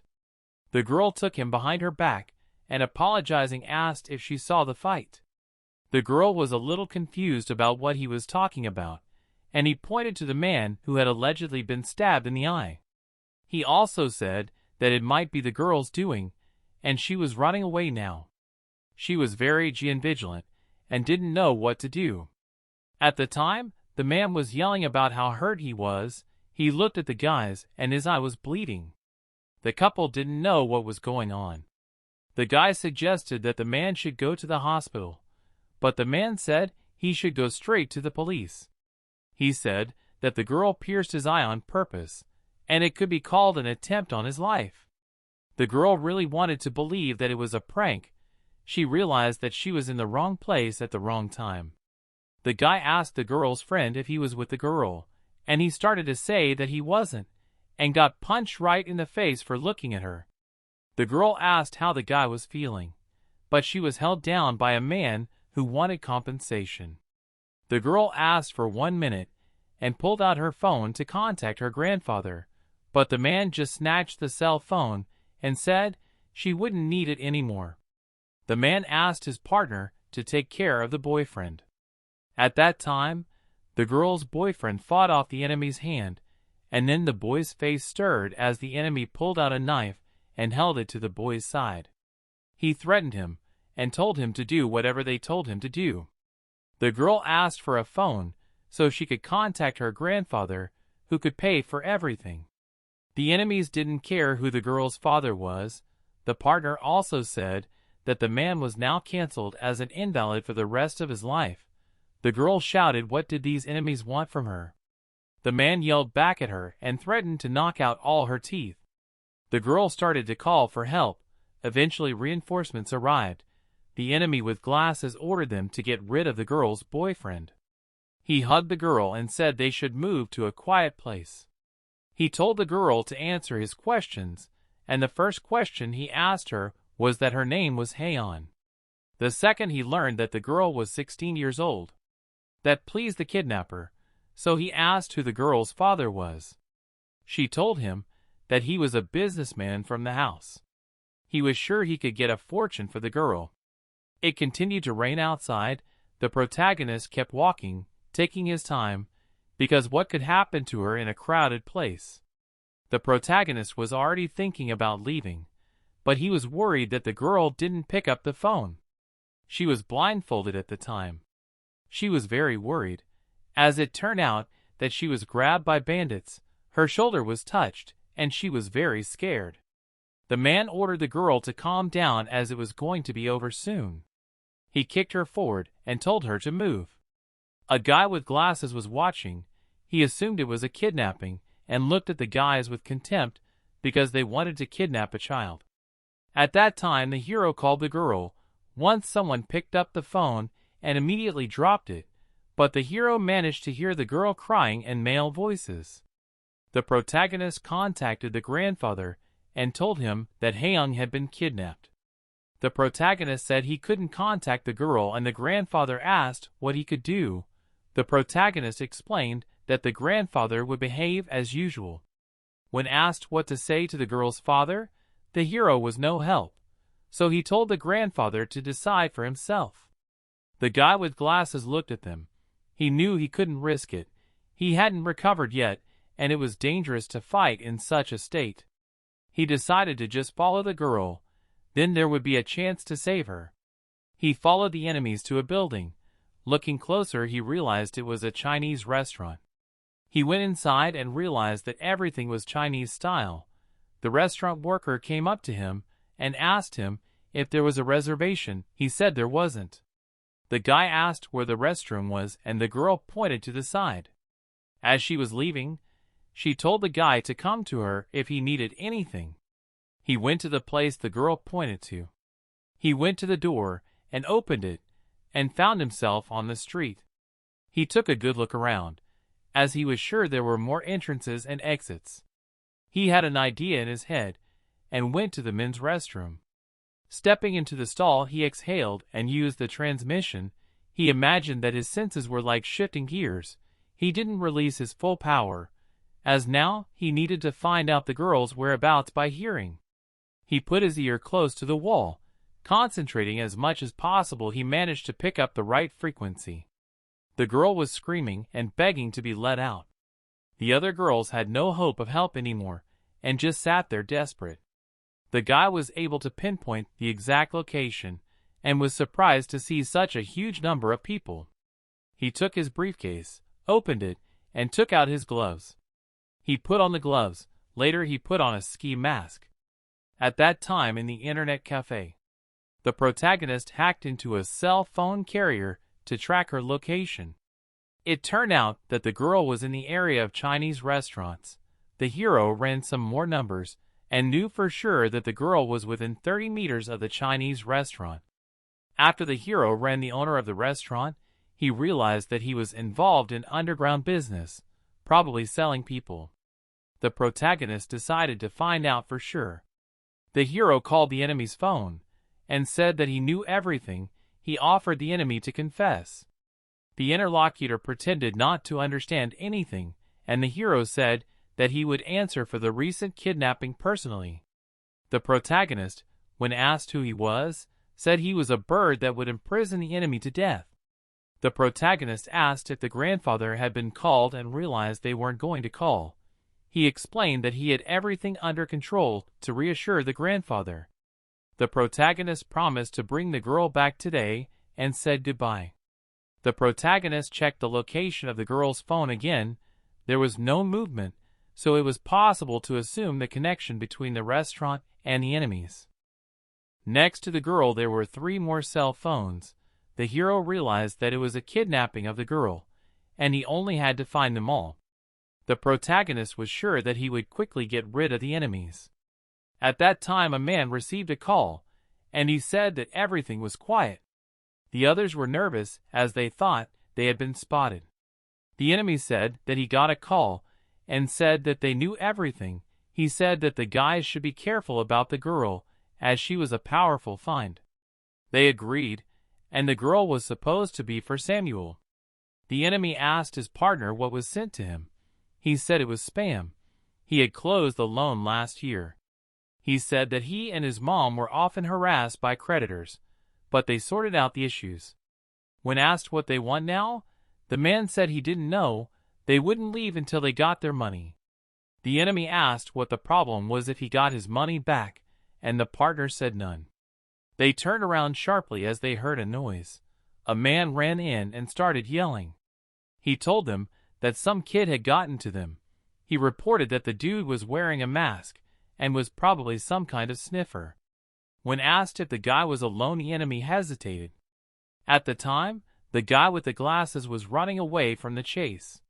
He was retreating in parallel, watching the people who were catching up to him. It was raining outside. The man continued to lure his enemies. He studied the structure of the building perfectly, but he ended up getting lost as all the sectors were similar. The enemies were walking through the courtyard and noticed the guy. They found him again and were going to chase him again.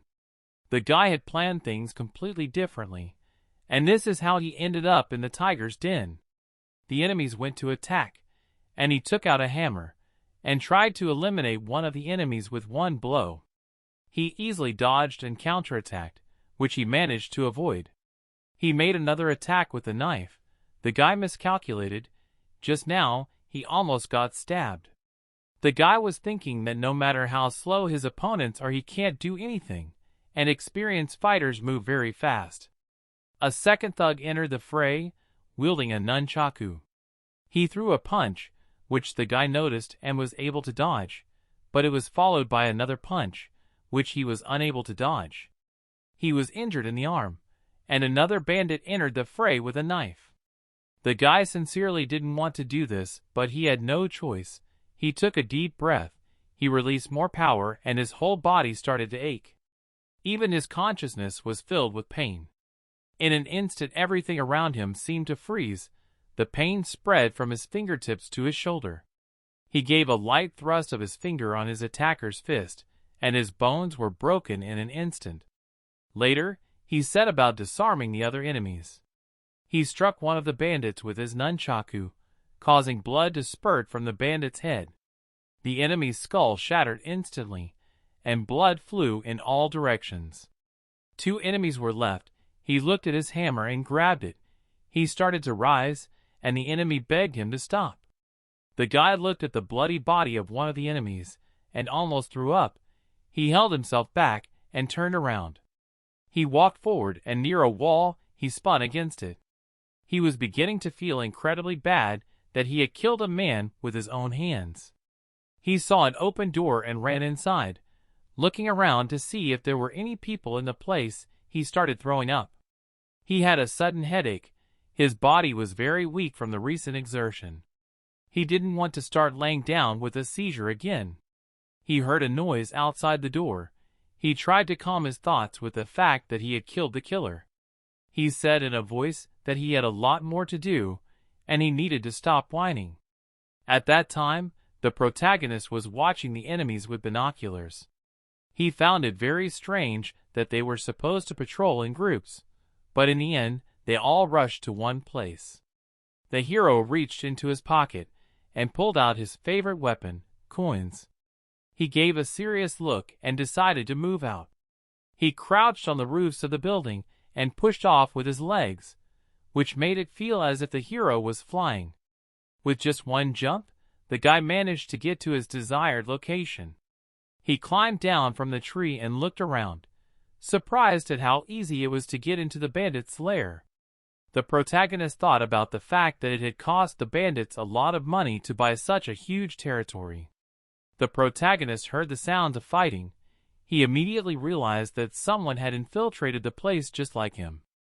The protagonist didn't expect this. Luck was definitely on his side. Gong took out his phone, where the girl's location was indicated, and started to move referring to this information. He found himself inside the place. He went around all the rooms, but in the end, he just got lost. The protagonist realized that this was definitely not an ordinary restaurant. The protagonist wondered how the bandits were connected to the restaurant. The protagonist started thinking about the VIP rooms, and it came to him that these bastards were actually trafficking people. The hero instantly rushed out to find them, but met up with a guy with glasses. The guy with glasses asked who the hero was, while the guys were already surrounded by bandits from both sides. The hero said there was no difference and pointed to the tail behind the guy. The guy realized that it doesn't make sense now. The main thing is that the hero is not on the side of the bandits and will not interfere with him. They asked each other if they would be in the way. The guy with glasses wanted to say something to the Gong about the tail. Some man appeared behind his back. The other bandits bowed to him. The man asked what the little rats wanted here. The hero explained that this man knew better. The guy with glasses was worried, as the hero is obviously not a special forces to be so cocky. If he continues like this, they might lose. The guy didn't know what to do. He was desperate. He wanted to run away, but he couldn't leave the hero and the girls in trouble. At that time there was silence. The man turned back to his men. He looked around before leaving. He thought that the people who had infiltrated them were dangerous because they had killed one of his men. He couldn't understand why they were just standing there, so he decided to deal with them quickly. The hero suggested the guy to work together. He suggested to get rid of all the bandits together. Hero asked if the guy had a weapon, and the guy said he had a hammer and asked a similar question. The hero confessed that he likes to work with his hands more. The hero said he was going to clear a passageway and asked the guy to help him. The hero explained that he would need to stay close and keep up. He told the guy not to strain himself too much as he could do it alone. Glasses said that he understood, and then the hero took off, while Glasses remained standing. The bandits also went to attack. They were already close to each other, but the hero made a serious look, tensed his leg and struck a blow that instantly incapacitated 3 people. They were lying there, and couldn't get up from their injuries. At that time, the guy with glasses frantically fought with his opponents. He also surpassed them in strength and defeated them. The protagonist noticed that the guy had only thrown a couple of punches and was already tired. The guy was watching the hero, who was showing inhuman strength. He realized that they were similar. He would have loved to ask everything, but not in this situation. The guy asked if the hero was done, and he said he was almost done. He said that there was still a moment left and reached into his pocket. Then he instantly threw a few coins, which instantly disarmed 3 opponents at once. The man who arrived on the scene watched on in horror. One of the coins flew right near his face and left a severe cut. The man thought the hero had a firearm, but one of the bandits grabbed a knife and threw it with all his might. The knife flew next to the bespectacled man in the direction of the hero. He was able to react very quickly, and one finger movement to disarm the flying weapon. The hero saw what happened and said it wasn't bad. At the time, the man was running away from the scene of the fight. He stopped near the doors and could not understand where the 2 monsters came from. The doors opened, and in front of him, he saw what looked like very dangerous people. The protagonist saw both the man running away and the people who were behind the doors. Gong didn't realize what these people were. He instantly attacked them with coins, but they easily blocked and even caught the coins. One of the men who had folded it with his hand let go of the coin, which fell to the ground. He was surprised that the coin could reach such speed. The protagonist said that things were bad, as the guys were not easy. The protagonist thought that this was the first time he had met someone like him. It was a pity that the circumstances were like this.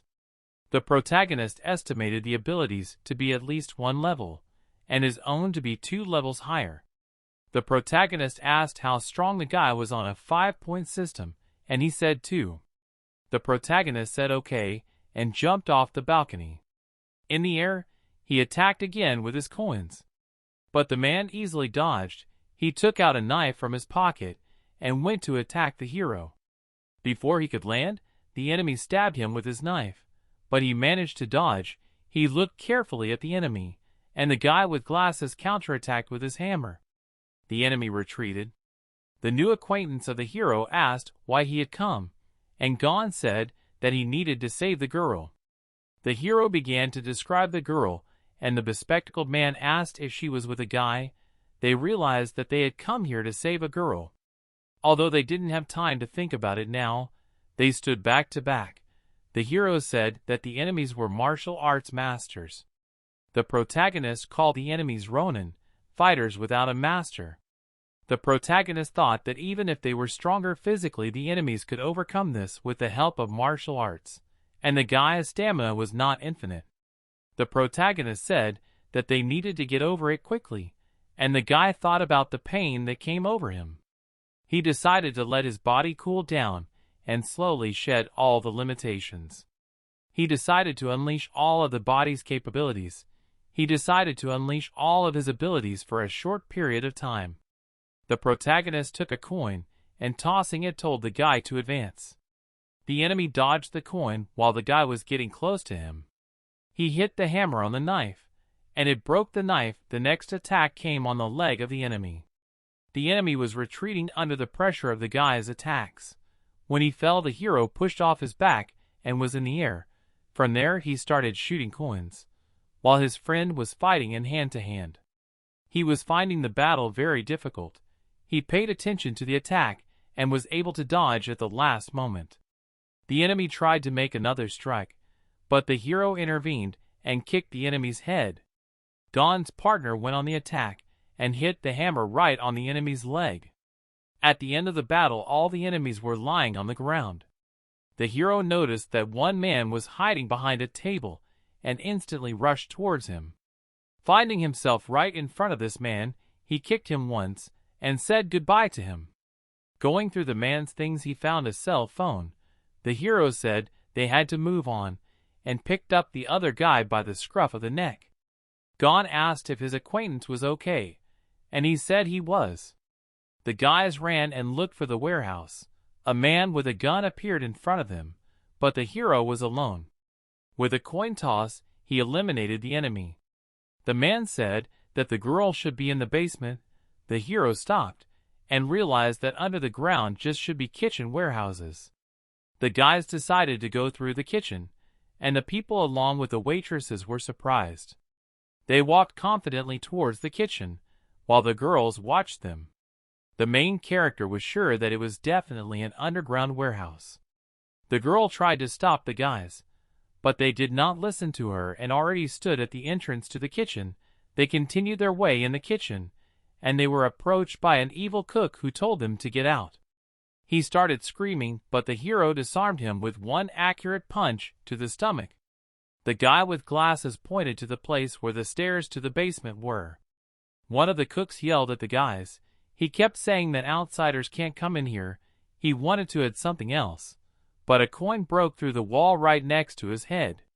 When he looked at the place where the shot came, he immediately shut up. The hero told him to shut up and not to move, because next time the coin will fly at him. The hero told about the kidnapping. The cook started to get angry and said that it was absurd, but the coin quickly calmed him down and he apologized. The protagonist asked if the cook was an accomplice to the kidnappings or if he was the instigator. He said he had nothing to do with the cases. The guys assumed the man knew something. The hero said he would go there alone, so the man asked what he should do. The hero said to detain the enemies because they can block them. Also, he gave his phone number so that if something happens, he can contact him. The man understood, and the hero went straight ahead. He got a call and looked back. The guy said to keep the hero on the phone as he was low on charge. The hero said that he liked the guy's approach and headed onward to search, at the same time taking some metal pins with him. The hero went downstairs. This basement was just huge with many doors and turns, but thanks to his senses the hero knew the approximate direction in which he should move. He listened and realized the approximate number of enemies. He reached for the handle, while the hero's partner told everyone to stand still and don't move. He asked the hero to hurry up, and he said it wouldn't take long. The hero used his level 1 strength and easily ripped out the armored doors. In the place where the hero found himself in the cages were men, women, and even children. He ran at the enemies, who had time to notice him, and the hero jumped up and Air 1 such knocked down all the enemies at once. It turned out there was another enemy. He got up from the chair to attack the hero, but he was instantly in front of him, and struck a blow directly in the face, from which the enemy was sealed into the wall. The hero continued to move on. He went to the room where there were more people who noticed him immediately began to attack. They attacked the protagonist, while the girl was sitting in the cage and did not understand what these sounds were. She looked closely and saw the protagonist, who easily dealt with the enemies. She looked carefully at the guy's face, and it seems that despite the disguise she recognized him. The hero easily dodged the attacks of the enemies. The hero went up and said that he would stay up for a while because there were many enemies. He said that he would deal with all of them and look for the girl. On the place arrived help. The hero thought about how to quickly deal with the enemies. The enemies intended to kill the guy. He jumped from the beam on which he was holding on and struck a direct blow to the enemy, then threw 3 coins that exactly hit the other enemies. One of the guys tried to hit the hero with a bull, but he dodged and attacked with his foot. Behind the back came up more enemies. Hero death movement was right in the center between these people, and one attack eliminated 2 enemies at once. The rest attacked the gun of bats, but he caught them with his hands. Finally, the hero swung and threw the weapon directly into the enemies. It was a bloody fight in which people had no chance against the hero. The guy was thinking that he should finish as soon as possible. The girls, on the other hand, watched it and trembled with fear. At the end of the battle, only the hero was left standing. At that time, the two criminals came to the broken door and were horrified by the bloodbath they saw.